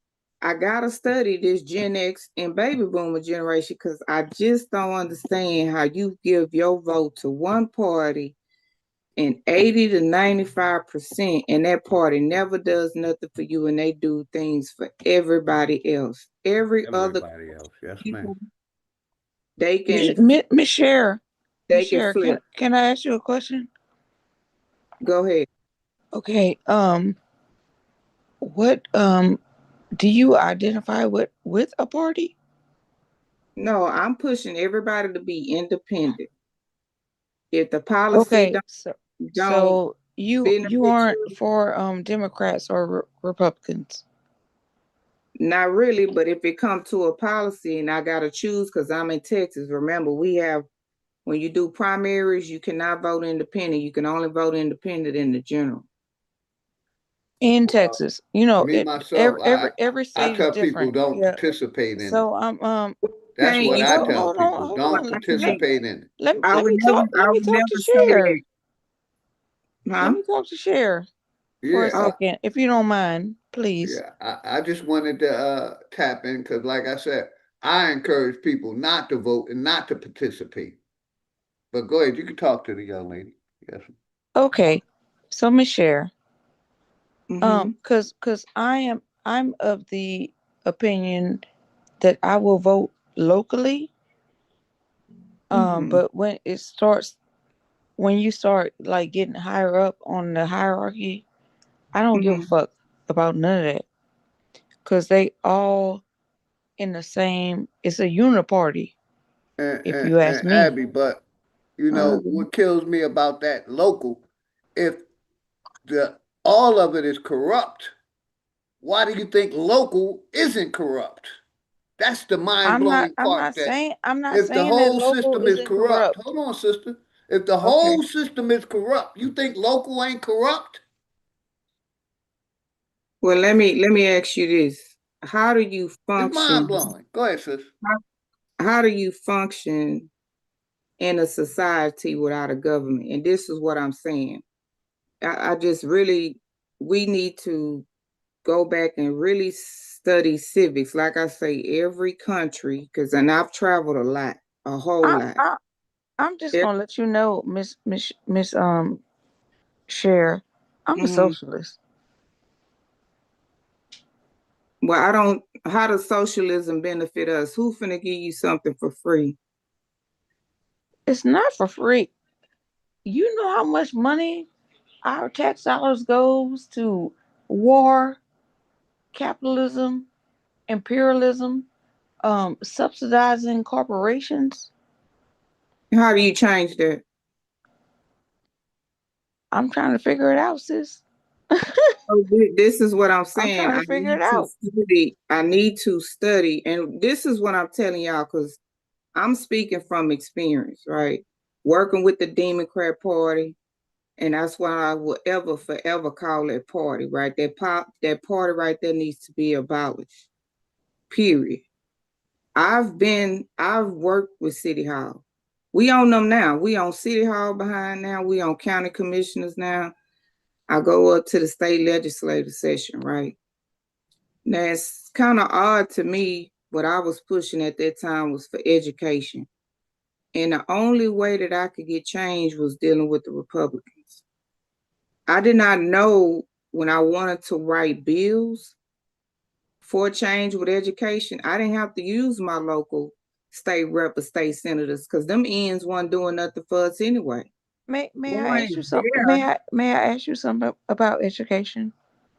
Okay. Well, let me finish my point. Yes, ma'am. Go ahead. Going to the state legislative session, testifying in front of these individuals about what we needed to make a change, sitting at the table with the governor, being invited, getting an award for my nonprofit, trying to save a school district, him sending somebody down here to bring the community together to work with the board members.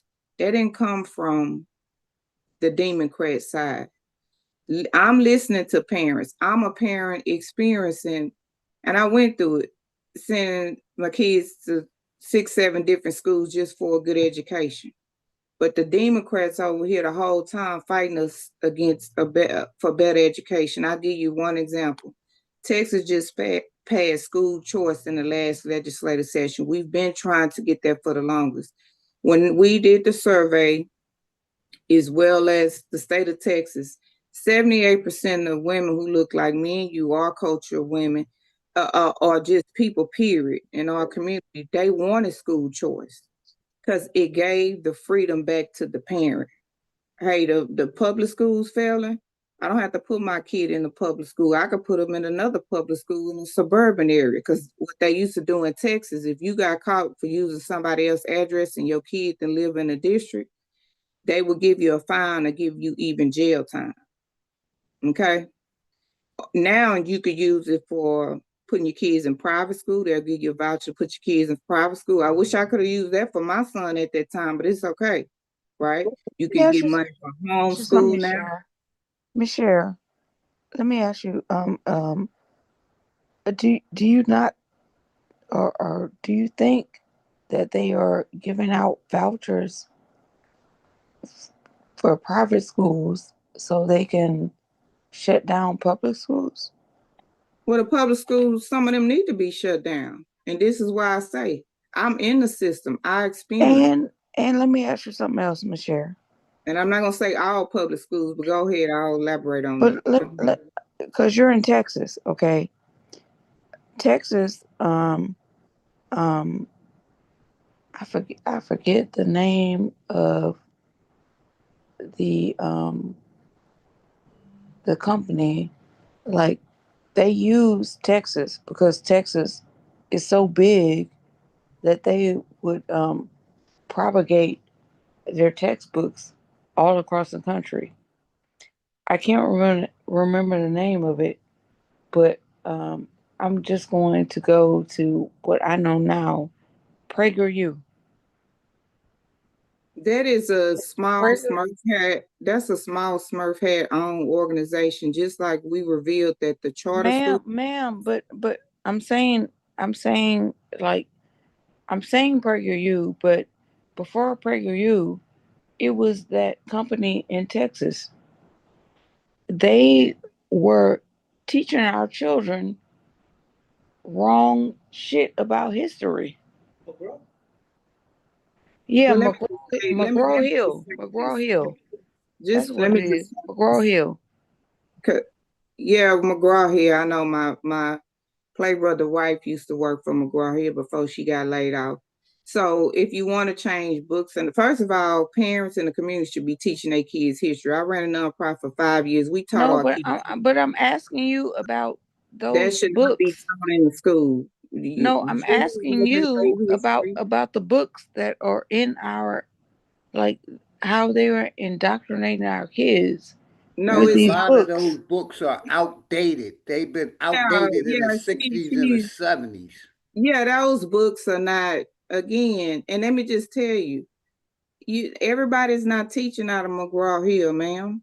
A lot of these kids, because time has changed, more so learn digital learning, right? Where you can maybe find some books online. You could use different resources. So education is not what you think it is. That's why I say when you're involved, like I was, I'm on the inside, and I'm not even an educator, right? I'm in a medical field, but I got involved. I started going to my speaking at the board meetings. I joined. May I ask you something, Miss Cheryl? Let me finish. So Okay. what I'm saying is, well, we got to understand, y'all speak so much in generality. We got to get off social media and get the feet to the ground, because that's why we in the situation we in now. People say, I don't want to vote and all that. Well, I tell you why. Why would you have that mindset? Is that's the system that you in. Okay, Miss Cheryl. May I respond to So if you Let her get it take out, if Abby. Let her get it out. she okay, keep I'm interrupting sorry. me. I Please. apologize. I No, apologize. you good. Because I'm trying to teach you all what to do and to change your mindset. Y'all are culture people mindset. This is the problem that I'm having and other people in the community of my generation are having with the older generation. Because for one, y'all don't listen. Two, y'all think y'all know more than us, which, and I'm being respectful when What's your generation? How old are you? I'm a millennial. So what I'm saying is, No, how old are you? I'm I'm not 49. dead. How old are I don't, you? yeah. So what I'm saying is, when you get out amongst the people, right? Be in the community like back in the day, our elders was involved in the community, correct? We knew our neighbors, correct? Yes, I would say that, but I don't know. I wouldn't agree that we were involved in politics. I wouldn't agree with How that. old is she? Are you sure? Like when you say Martin Luther King was involved in politics, correct? Because he knew the only way you can make the change, and Martin Luther King was a ordained preacher. Politics and religion or is not supposed to mix. Well, he was an ordained minister. Like I said, real quick, Thank from you. my Real quick. understanding, Real quick. real quick, my understanding, like our people really didn't believe in this system and we really didn't participate in it. It's this new age that's really participating in it. Also, like the healthcare system. Our people didn't trust these healthcare doctors and stuff in the 60s and the 70s. It's this new age. But that's my understanding. I'm 60 years old. I only you're voted 60 once years because old. my Okay. mom, wanted me to vote for Obama. I was like, Mom, I don't believe in that shit. You see what I'm saying? And I did it for her that one time, and I was a grown man. And after that, I was like, Nah, Mom, you got that. You ain't get me into this.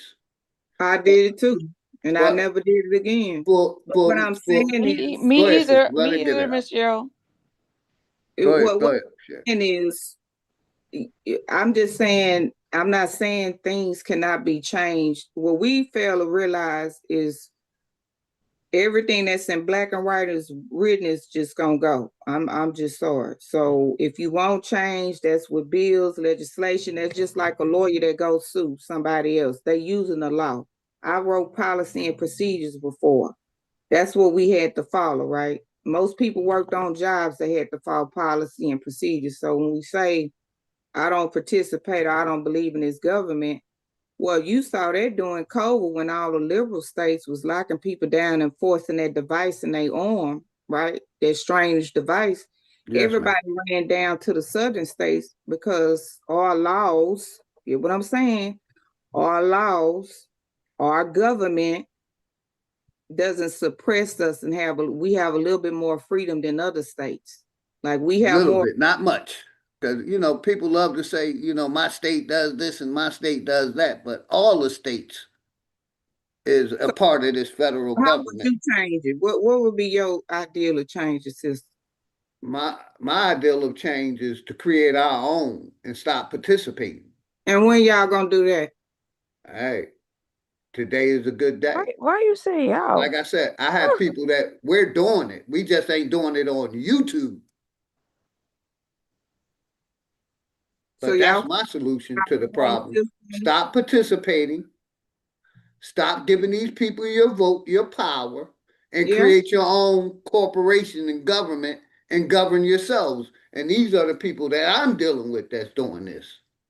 Now I can't say everybody's doing it, and we ain't doing it on YouTube.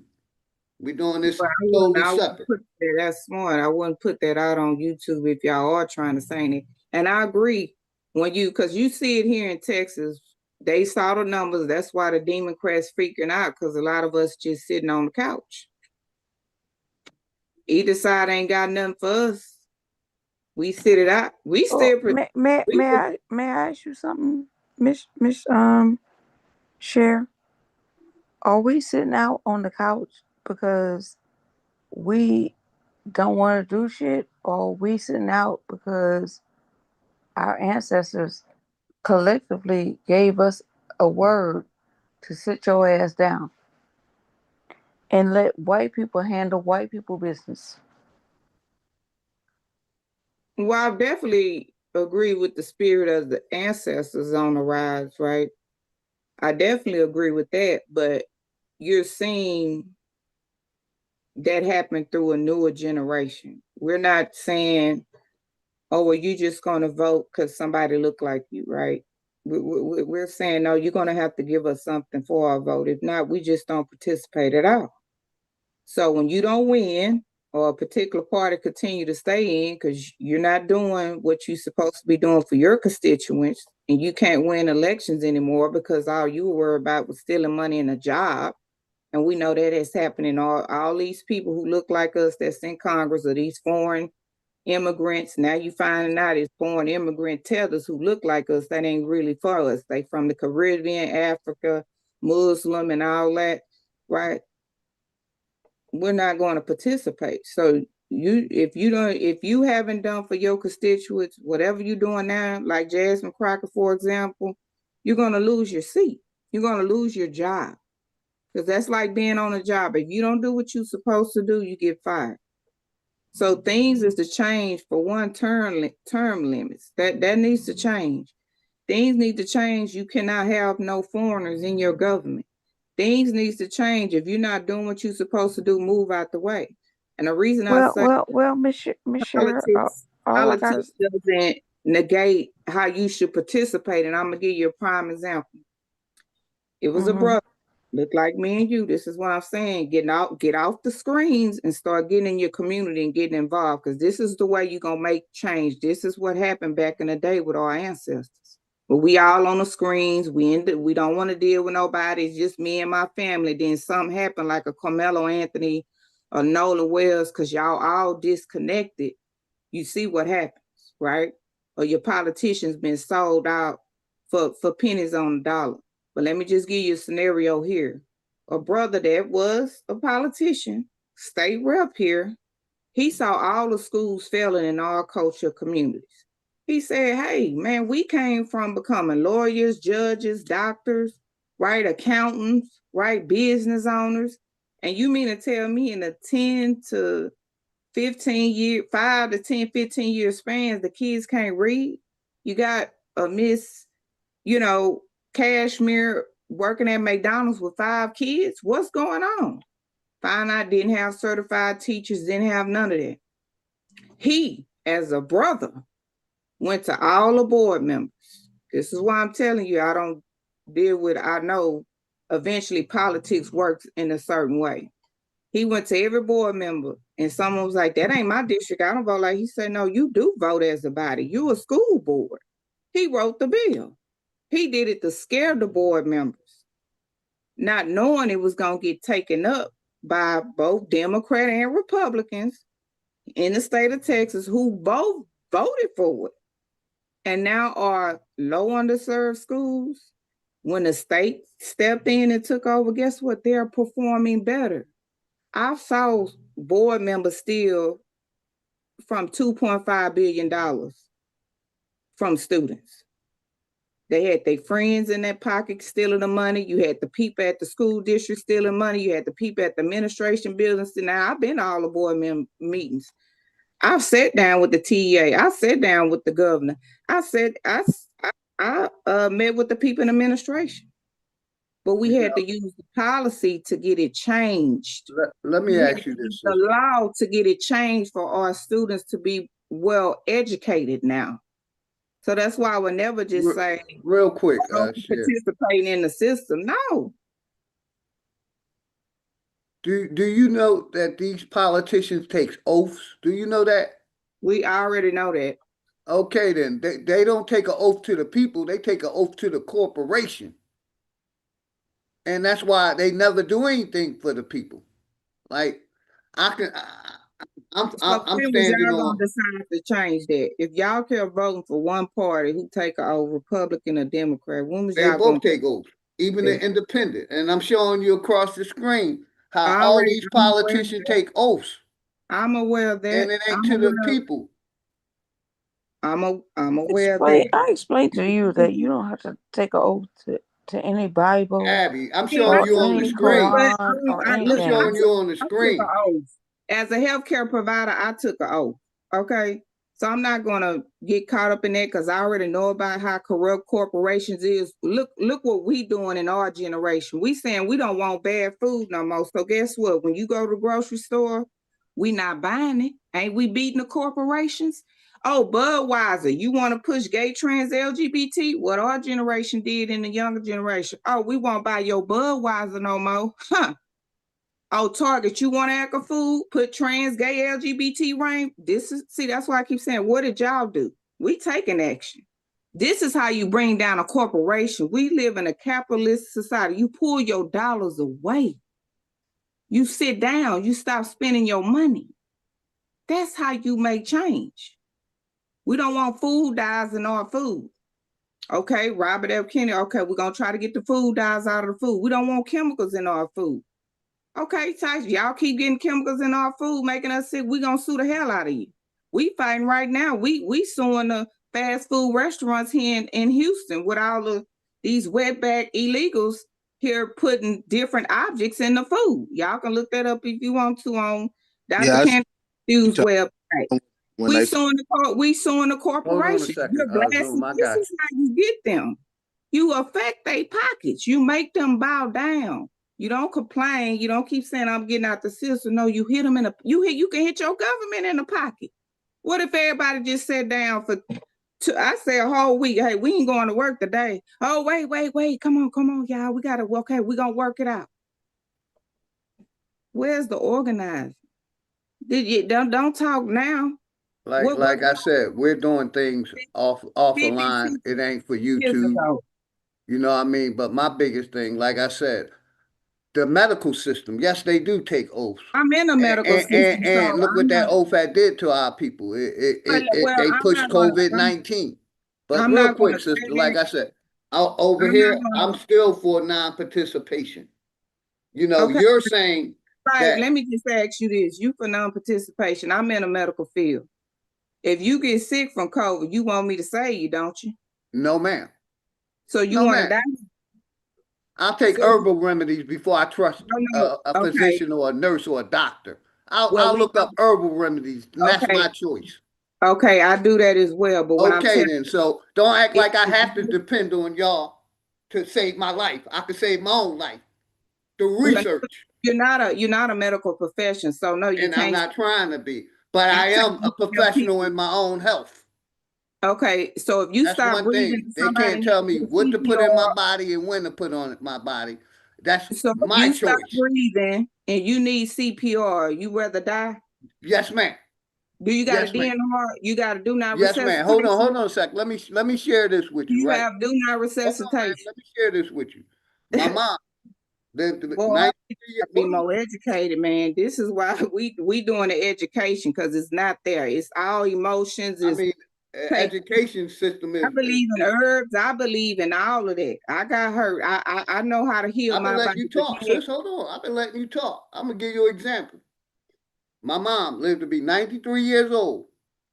When she died in her own house. She said, I do not want to go to the hospital. She ordered us not to take her to a. Hold on, man. I've been letting you talk. Like I said, my mom, 93 years old, the health system wanted to put a pacemaker in her chest when she was 60. She refused it. My mom died in the house. She didn't want to go in the hospital.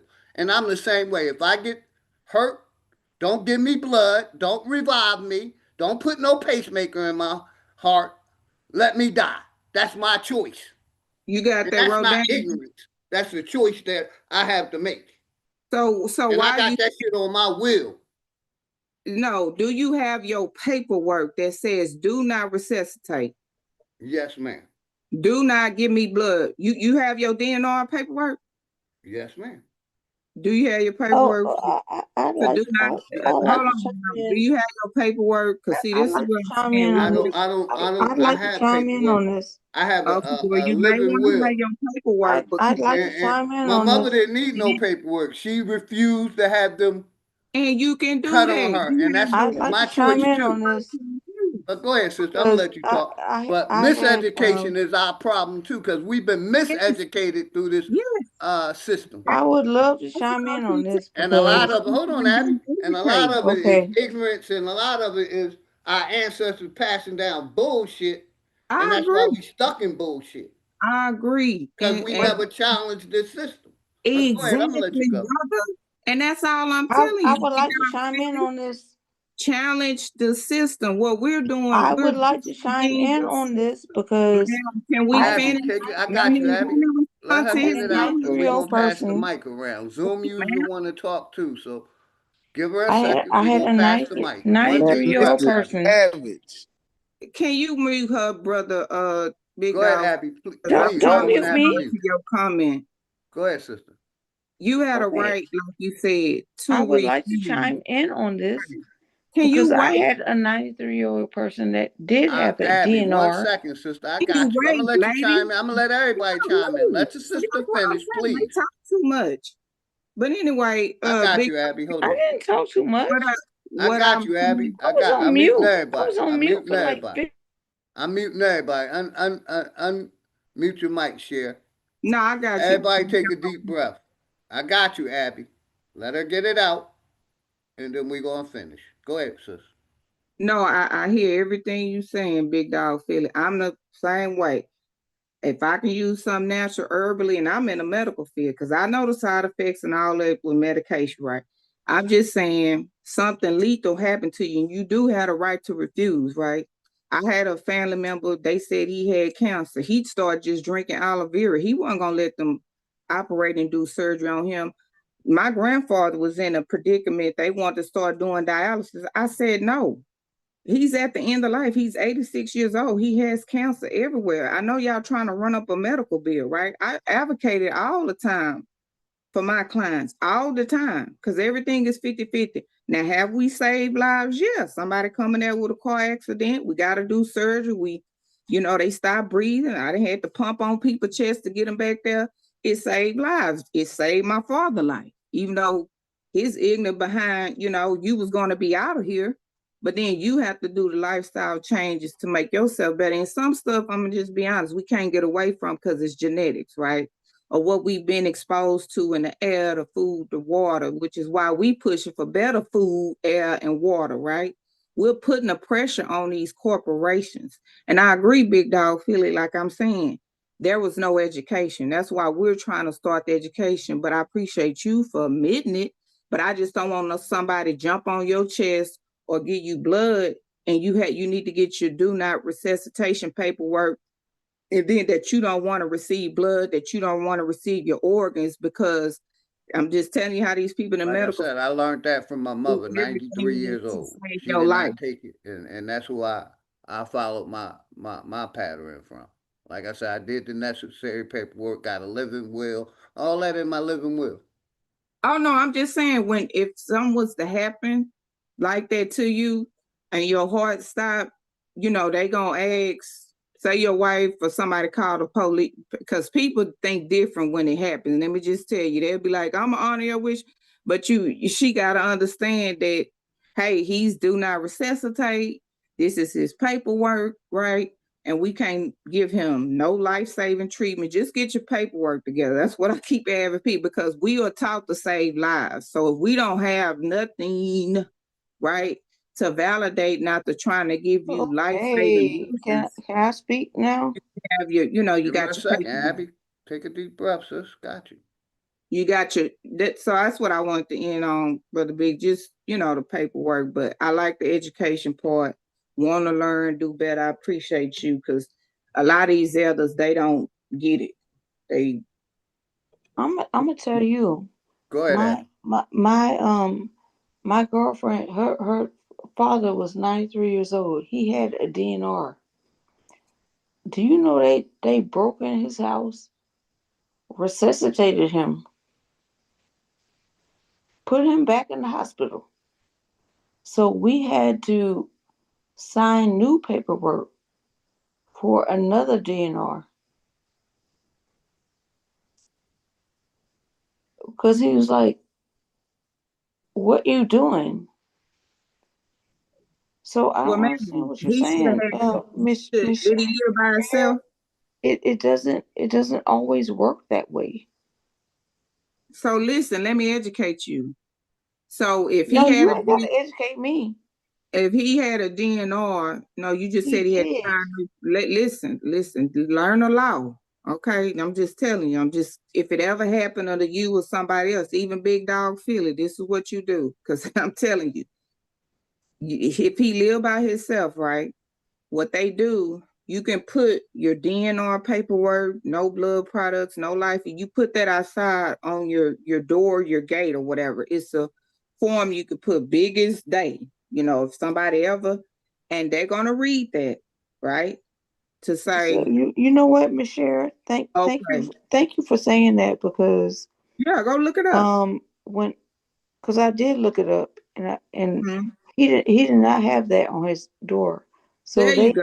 broke his door down That's right. and That's right. bust in there Mm-hmm. and pumped him full of whatever Yeah. and resuscitated him. So then we had to do a We're new taught to DNR. save lives. We're taught to do every life-saving measure. But if the paperwork isn't present, if nobody's there to say it's present, then Then how would they know, huh? right, how Well, would they know? thank you, Not Miss mine Sharon. reading. Thank you for saying that. Yeah. And real Okay. quick, Zoom user, you can unmute. He been wanting to tap in for a minute. Let Zoom Oh, user sorry about tap that, in. brother. What's good, Zoom Okay. user? Go ahead. You can unmute. Zoom user. I guess he walked away. But go ahead, Cher. You got it. Oh no, I was just giving a helpful tip to remember we were just talking about education. So I'm just saying, our generation, we're actually going to use our intellectual knowledge, right, to beat the system, to tear the system down. We're going to research. We're going to, put the information out there, spread it. We demanding this, we demanding that, and that's how you take them down. That's how you take the system down. Because if they can't make no money off us, how they going to survive? And I also agree with non-participation is a way you You take can't. this system down. Yes, I ma'am. agree. If people stop participating, I agree. We have the numbers here in they're Texas. gonna have to That's put actors on yeah. there, and we can say, "Hey, we outside at the poll right now. It ain't nobody out here. Y'all lying. Right. I don't trust the medical system. I never Yeah, have. I agree. I It's don't plain. trust these politicians. No. You know, and like I said, I'm for creating our own and governing ourselves. If we ain't willing to go to war with these people, you still have the right to govern yourself. Under their laws and control, but it's still governing yourself. Can I Real just quick. I gotta say goodbye, okay? I So agree. my mom high blood pressure spiked today. She's in the hospital. And I just left so she could take a nap, and I gotta go back. So Okay, well, take care. thank you for the conversation, Miss And get with me, Miss Abby. We'll Cher. set something up in the near future. Thank you for your patience. And I text you too. Yes, ma'am. Okay. So thank you for all the Yeah, information. hopefully your mom get better. Yeah, I hope she does well. She'll be all right. Her bad ass. Just stay on them and don't leave them, like I used to say, don't leave them too long at the hospital by themselves and ask questions, okay? Yeah, she just wanted to go to sleep. So I left her alone, and now I gotta go back. Going back, okay. Yeah. Well, So appreciate you. y'all have a good evening, okay? You too, Abby. Thank you for Another your patience. live. You know, Bye-bye. like I said, I use my mom experience. Like my mom was 93 years old. They wanted to give her a pacemaker in her 60s. Now, anybody with any common sense know that at one time the healthcare system was saying to give somebody a pacemaker in their 60s and 70s, it was life threatening. It wasn't really worth it. But now this updated medical system, they just want to, you know, experiment and put things in you, even if it may kill you. You know, and like I said, my mom died in a house that she owned. She refused to go to the hospital, and me and my sister let her. We No, let her. That was her choice. She had it in writing. yeah, that's all right. Just like us, we can't force, if you in the hospital and you refuse being resuscitated, refuse your medicine, we cannot force you. That's why I'm saying being educated about the system. So we can't force you to do And I anything. done told you about my experience with the healthcare system. They use fear because I allowed my daughter to get immunization shots in 2015, and I talk about this all the time. Some people use it against me. Oh fucking well. We allowed her to get immunization. 30 days later, she got sick, got a common cold. Less than 2 days later, she died of a septic shock or multi-organ failure. Basically, the hospital scared me. They told me, Mr. Harrison, if you take your daughter out of this hospital and something happens to her, you're going to be responsible. So I said, okay. So since y'all hit me with that, are y'all going to be responsible? And the answer was no. I watch how these hospitals work with big pharma that's covered up, and my daughter, death went, happen, and they didn't, do anything about it. So that's why I don't trust these doctors, me and my wife. That's why I take the stance I do.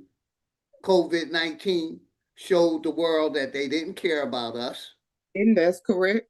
And all of this is coming out about COVID now. But and again, Big Dog City, that's the thing. They've done so much to us in the medical system, because I even worked in the private and the public sector, and I used to have to tell them, hey, y'all not finna be guinea pigging on my people. Y'all not finna be doing that. But this is, now every person supposed to have a handbook they call Patient's Bill of Rights. In that handbook, it tells you everything. Do not resuscitate, what you can refuse. You have the right to walk away. Like, you can do stuff, you can sign a paper. Hey, you need to stay here because you're, like she's saying, her mama blood pressure high. And if her mama say, no, I want to leave, well, we just give you an AMA form against medical advice and you leave. Now that clears the hospital of liability, right? So that's what they should offer you if you want to go. And ma'am, I I have know to say this, right? This medical system needs doctors, they don't want you healthy. They can't make money off of healthy people. They want you sick. They want you to take these medications so it can affect your organs, and then you have a situation. That's a known fact. A doctor do not want a healthy patient because he can't make no money off a healthy patient. The whole medical system is corrupt. And how do you And I change don't that, trust it, Big and I've Dog? been not trusting it. You eat healthier, you push to get the chemtrails. What we doing, I'm sure that'll come up in the next legislative session. We don't want no more chemtrails in the sky. We want better water. We leaving the junk food, the fast food alone. You break them. See, because that's what's causing it. Think about it. If you think years ago, you didn't, people wasn't that sick. 'Cause Like, I don't think it's genetics, ma'am. I think it's what we eat.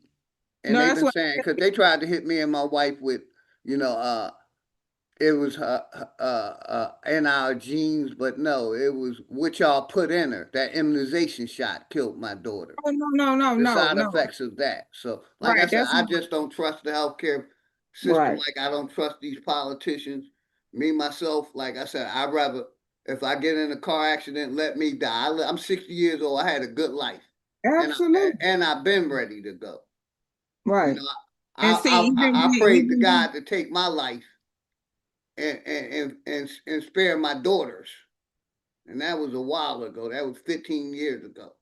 right. You know, But and it, God didn't answer my prayers.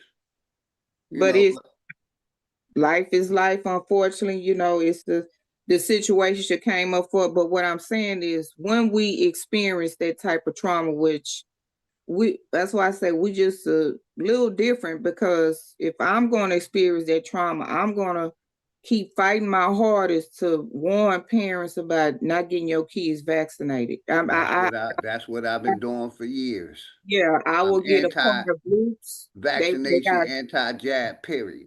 yeah, you get part of groups and organizations. You go out to your community and educate them. This is what I'm saying. We allow trauma to happen to us, but we do nothing to make the change. So if you don't force the vaccine people, if you don't, why you think Dr. Fauci was Well, called? ma'am, Congress gave. That wasn't because of old people. That's because of the younger people that he didn't kill their kids. He Yeah, didn't kill their basically family members. That's who the putting the pressure. what is it? Let me say this right. But they Congress absolutely fine. basically gave these pharmaceutical companies immunity over the vaccines. 50 to 70 years immunity. But what did we get as far as, I'm in the medical field, so I already know. Like, I got blocked on got in fake book jail because I told people, hey y'all, that's not how medicine works. You can't just, it takes 5 to 10 years. And I was telling people too, look at your vaccine information sheet. How you going to create a device, that's what I call it, that works for everybody? So nobody can't have allergic reaction. So let me get this straight. You can give it to cancer patients. You can give it to babies. You can give it to children. You can give it to elderly. You can give it to men, women of different middle age, old age, and all that. And it works for everybody. So look, I can't blame the government if you that dumb and you that stupid. You're worshiping celebrities who told you to put that in your body and you dead and they still alive. Your government never took it. You better hear Simone Gold where she was giving them hydrochloroquine and ivermectin. Dr. Stella Manuel here in Texas, a little bit outside of Houston, Katy, Texas, was curing patients from it.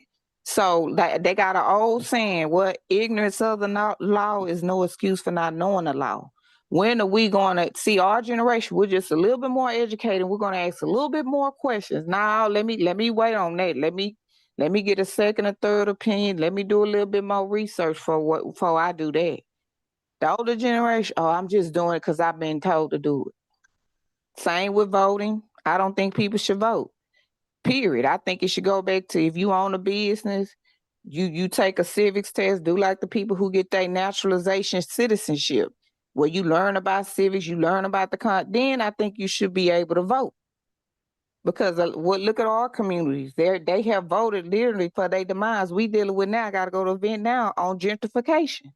And people that look just like me and you have allowed that to happen in the communities. And I'm telling all the people, well, it's your fault, because if you voted one way for 40, 50, 60 years, you didn't get anything and you still voted that way. But every other culture can flip their vote or do like we do, our generation, or we'll vote, or no, they don't, policy don't affect us. We'll just sit home. So we let the system do what we do. We're not giving you our vote or you that vote. Oh my gosh, I need, like the Talarico guy here. He trying to be seen and thinking no, sir, we know your game. We know you don't give a damn about us. So when Ken Paxton beat you by a landslide, that's on you. That's on you. That's how you win. Zoom user, you there yet? Zoom user, you can tap in. Because he had his hand raised. Zoom user, you there?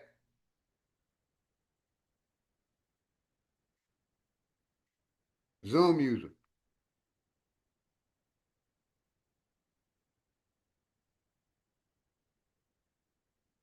You there? I'm going to drop you if you don't say nothing, man.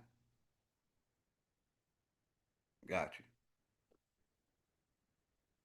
Let me see.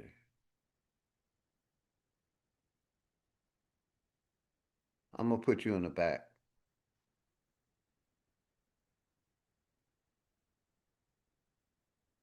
Till you say something.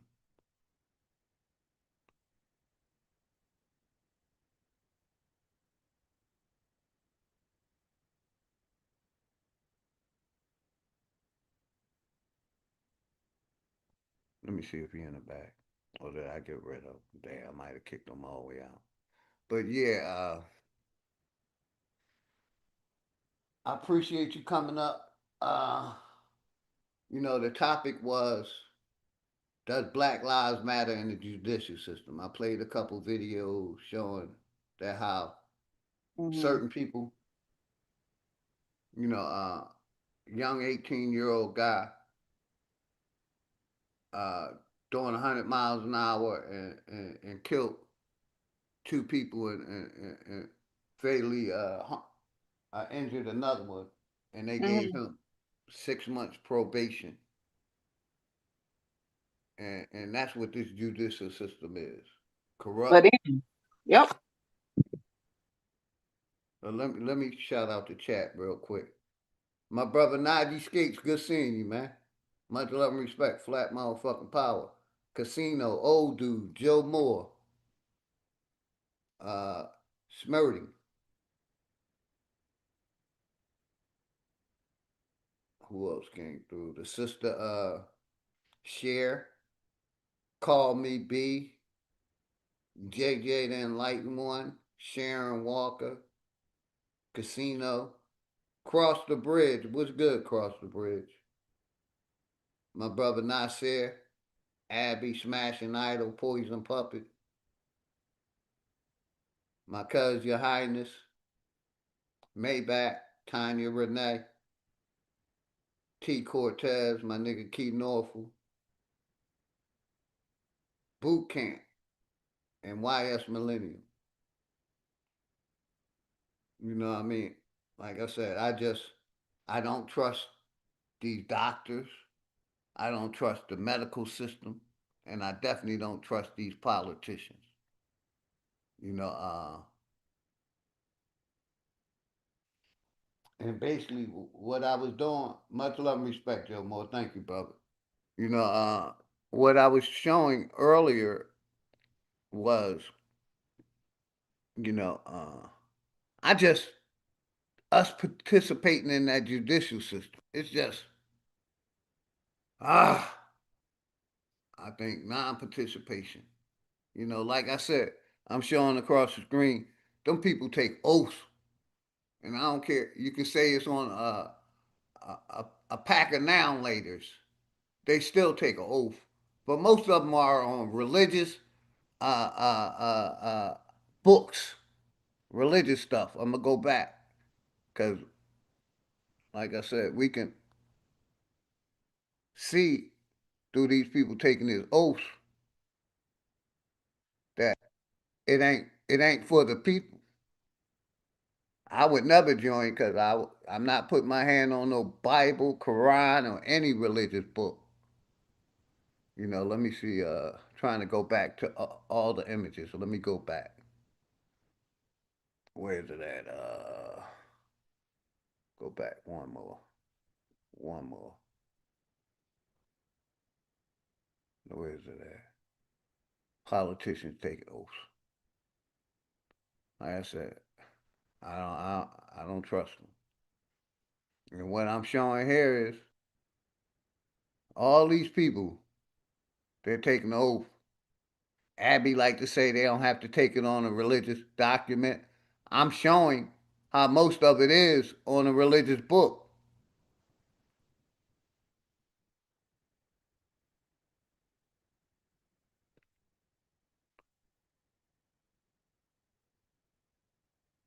Damn.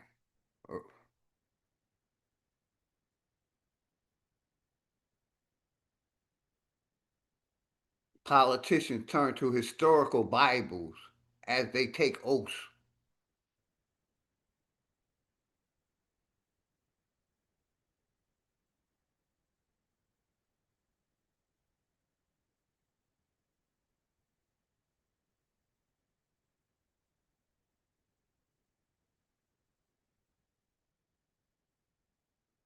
And like I said, I just don't these politicians. Uh, and we got a track record that we shouldn't, because these people been promising us change and shit for years and haven't did nothing. Nothing. What did that say?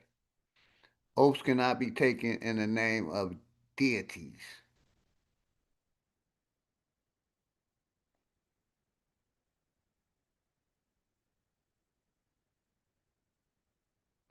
You know, the health care system has been corrupted along with these politicians. Like I said, a doctor, he can't make no money if you're healthy. He'll prescribe you something to get you sick.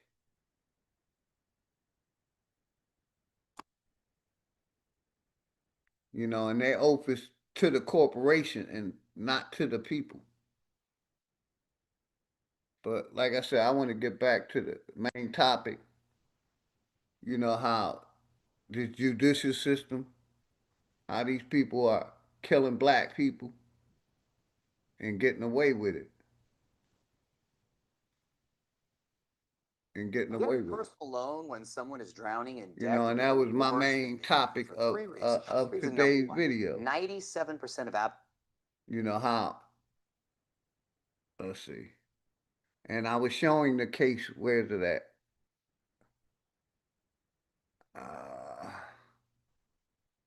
I want in my watch later of them torturing that 6-year-old girl, and they charging them with second-degree murder, not first degree. It seems like every time we get unalived by a pink person or a white person, they get second-degree murder. When we unalive one of them, we get first-degree murder. Dante, what's good?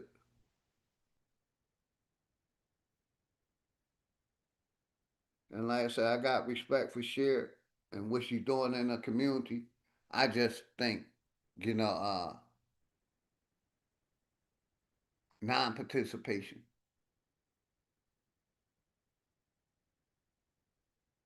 And the link's in the chat if anybody want to come up. The link's in the chat if anybody want to come up.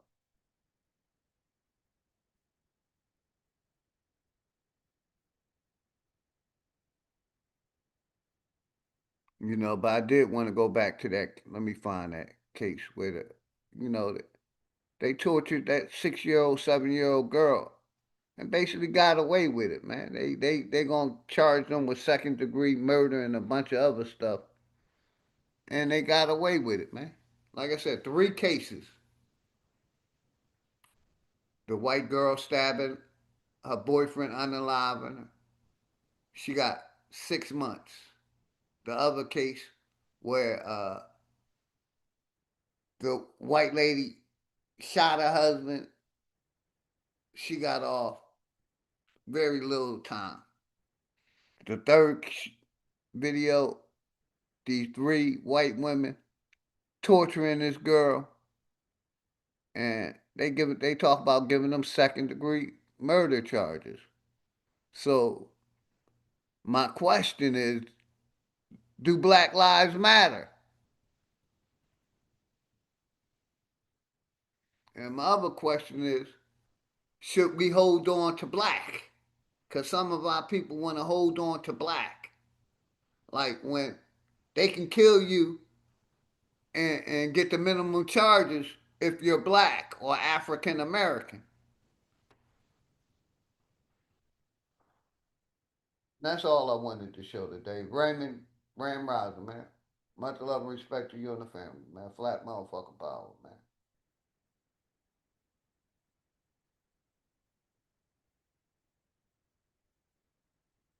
You know, like I said, I was showing this case. I showed 3 different cases where they unalived a black person or flag on the play African American, and basically the judge gave him a slap on the wrist. You know, but like I said, a lot of our people still want to be black, think they're black. But what I'm showing you is that if you are black and you get unalived, the judicial system, matter of fact, let's play some of this. Play some of this. Then I'm gonna shut it down. Nobody come up, I'm gonna shut it down. I just want to play some of this real quick. And shout out to Black Truth, Professor Black Truth. Because basically, you know, he went in on this judicial system. Let's play some of this. Get rid of this commercial. That ain't the one. Where's it at?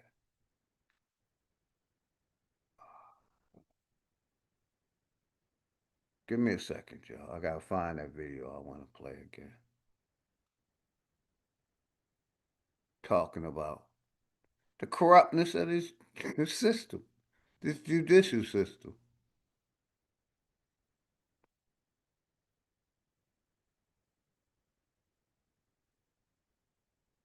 And that's what I'm showing today.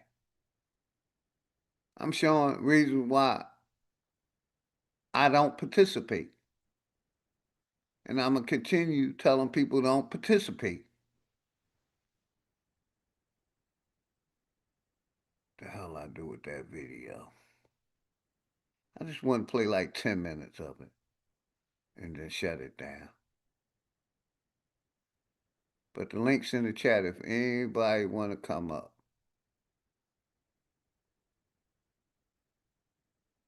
Here we go. Stop it.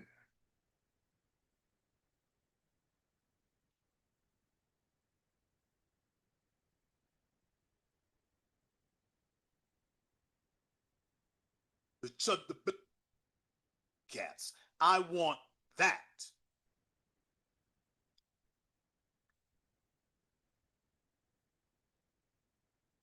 Life sentences for white supremacists, priceless. For everything else, there's MasterCard. Let's go back a little bit. Let's go back.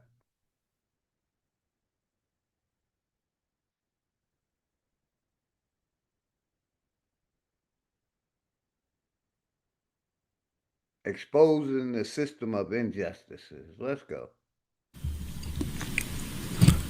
Tonight on the Black Channel, I have a few things I'd like to say in regard to something here. I want to go ahead and play that first. Oh, there was no black jurors.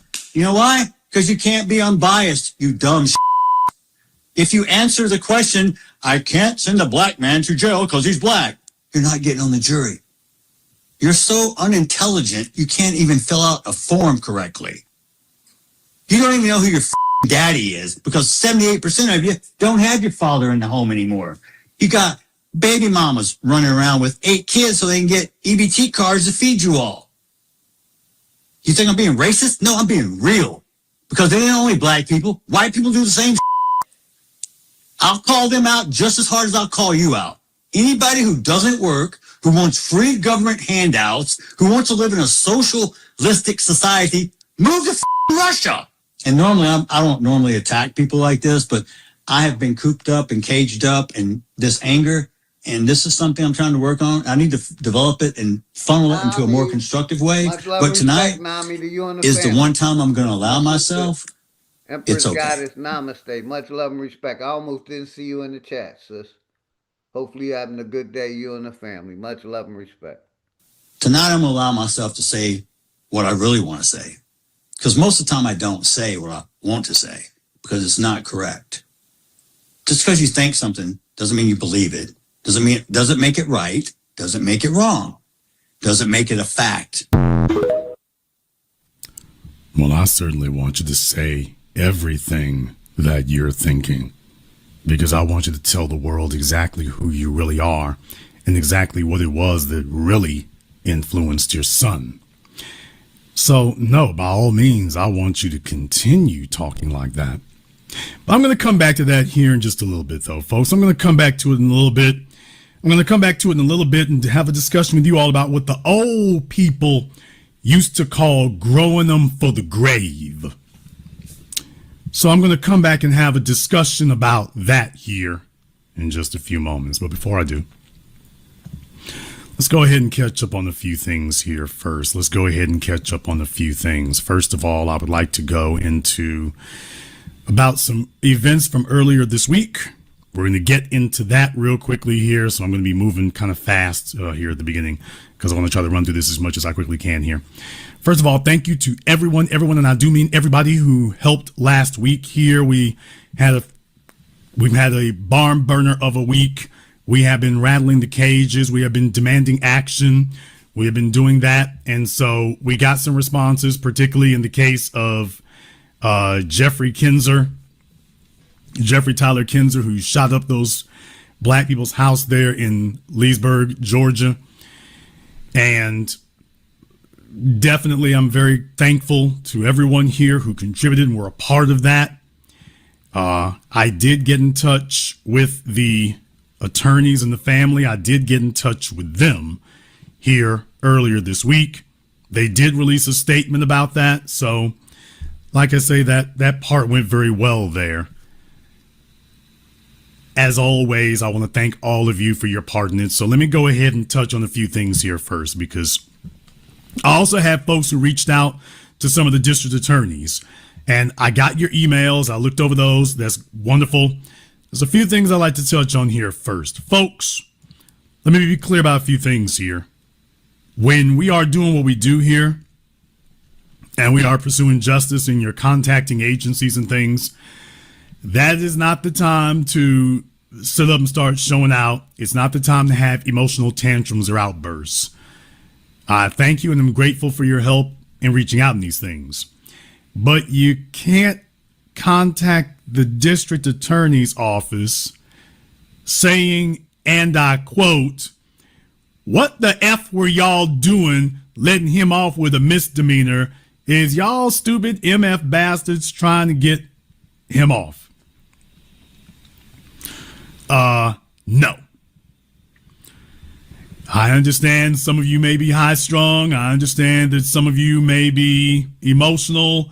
This is not the time for that. So that's not what we do. Okay. I would like to tell you there was only one that did that. That would be incorrect. So I understand you are very upset. I understand you're very frustrated. That's a given. What you can't do, however, is sit up here and become so high strung and wound up, and you're contacting people here and you are not making it clear that you're there on business. Because let me explain to you something here. Did you notice that those folks still responded to you? Did you notice that? That's the part I want you to keep in mind most of all. His office still responded to you. Did you get that?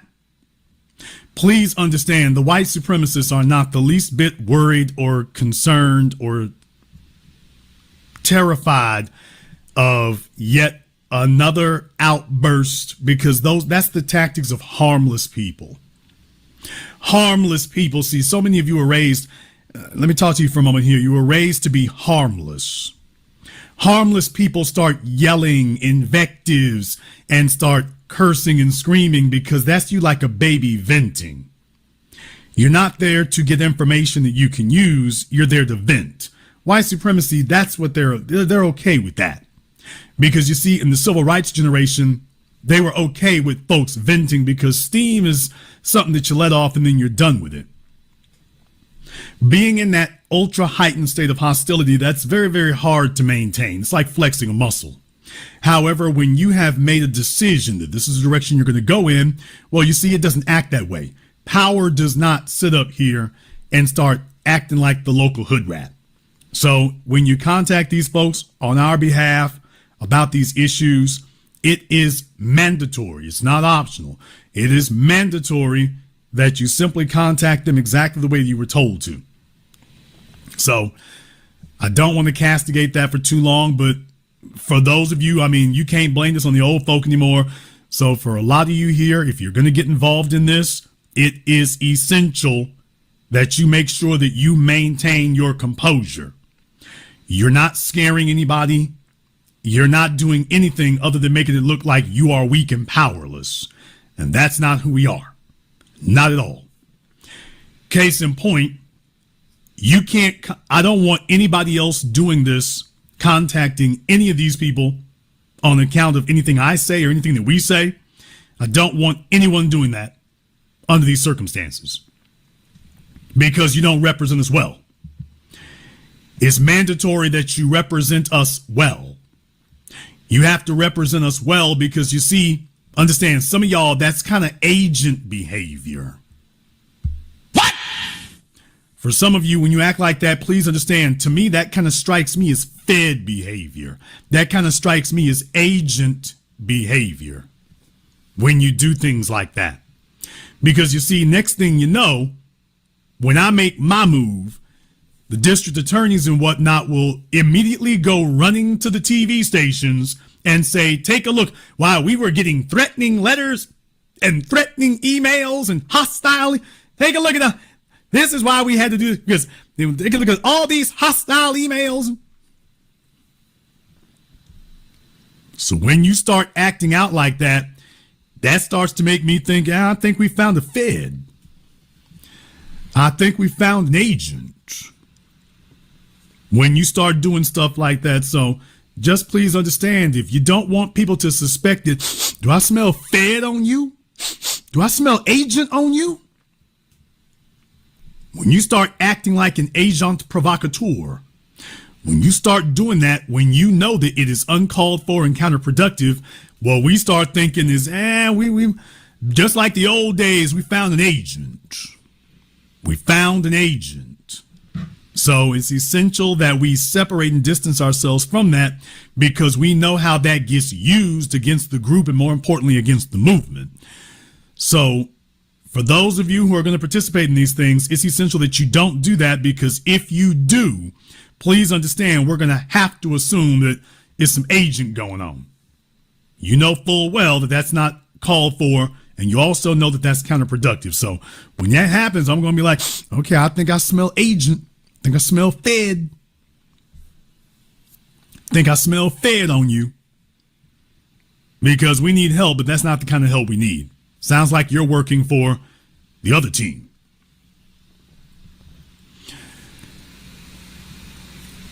I also want to say that, in certain cases, we haven't gotten responses about certain things. That's perfectly fine. We're going to keep going on about that.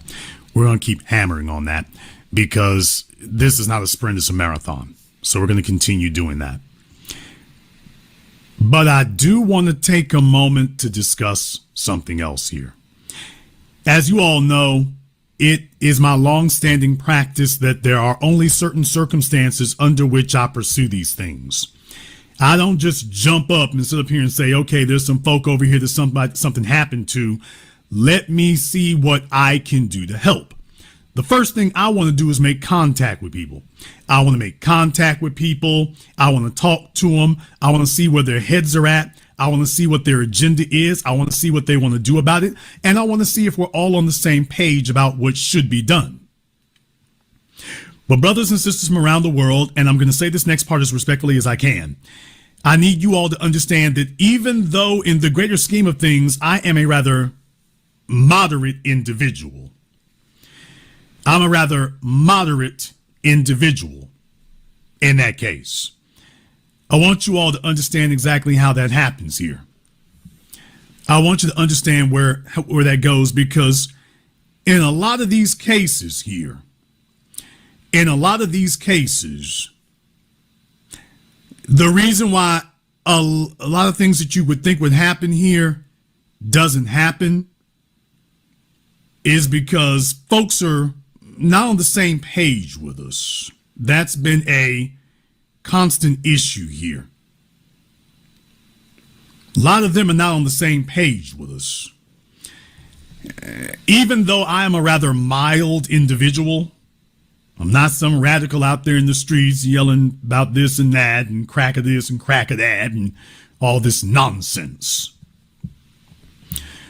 However, in all candor, a lot of attorneys are afraid of us. I've had this experience before. I've had this experience more than once. In a lot of cases, they tell themselves that there are some attorneys out there who kind of tell themselves that, you know, we'll play the mob here and stuff, and we're going to get folks motivated, and then it kind of will make it easier for them to do what they want to do. And that's not always my mission here. That's not always what I'm going after. That is not always what I'm going after here. In a lot of cases, I'm looking at something different. And we can be, believe it or not, we can be very difficult in that regard. A lot of these attorneys, they come back later and check out what we do, and then they're not on the same page that we're on. We experienced this in Alabama. I have never stopped supporting the Alabama boat uprising. I have never stopped supporting that.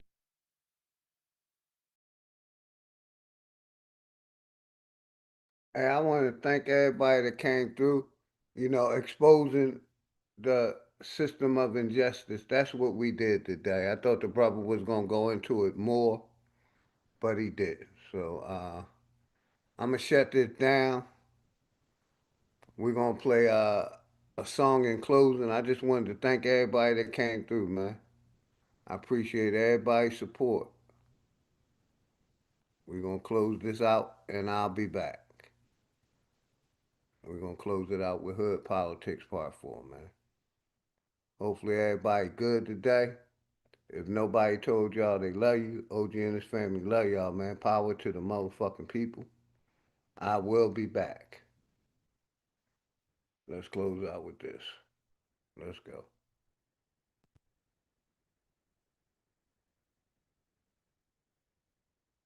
Shout out to chat. But say what you want about America, land of the free, home of the brave. That ain't what I wanted to close out with. Give me 1 second. Let me find Hood Politics Part 4, man. I thought I brought it up. Here we go.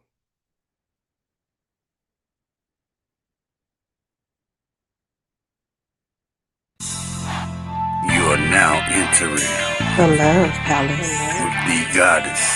where we're getting into the lives of the people behind the bars. You feel me? Now you talking with The goddess of love, hey. The goddess of love, love. Now you talking with The goddess of love, hey. The goddess of love, love. Now you talking with The goddess of love, hey. The goddess of love, love. Now you talking with The goddess of love, hey. The goddess of love, love. You feel me? You feel me? My cuz, JJ. Well, you know, it's so despicable. And think about what kind of monsters take a horrible tragedy like this, a personal tragedy that breaks everybody's hearts. Take a tragedy like this and use it to advance some weird political Great Blackness walked in the building, I did you miss me? Flat earth don't mean niggas live on the frisbee. Niggas still believe in religion and watch suffering. Niggas put their faith in a system that don't fuck with them. Black gloves cover my hands, committing homicide. Memories, plotting revenge, it left me traumatized. Coming from the bottom and trying to get to the other side. The greatest motivation in life, watching my mother cry. Big corporations still consider it slaves. Freedom got a price, they call it minimum wage. The money make predators, these the sinners that pray. But we ain't never done, new beginnings await. If you ain't fucking with me now, you really think I need y'all? The roller coaster ride of life, it's kinda like the seesaw. But when you get to this view, everything could seem small. It even got these bitches diving mouth first to these balls. Man, shit change when I get in the V. Cause I just let my ego drive when I sit in the seats. I mean, I used to be a bummy nigga, simple and clear. Then I cleaned up and turned into the pimp of the year. Any nigga harming a child is a terrorist. Niggas still believe in the book.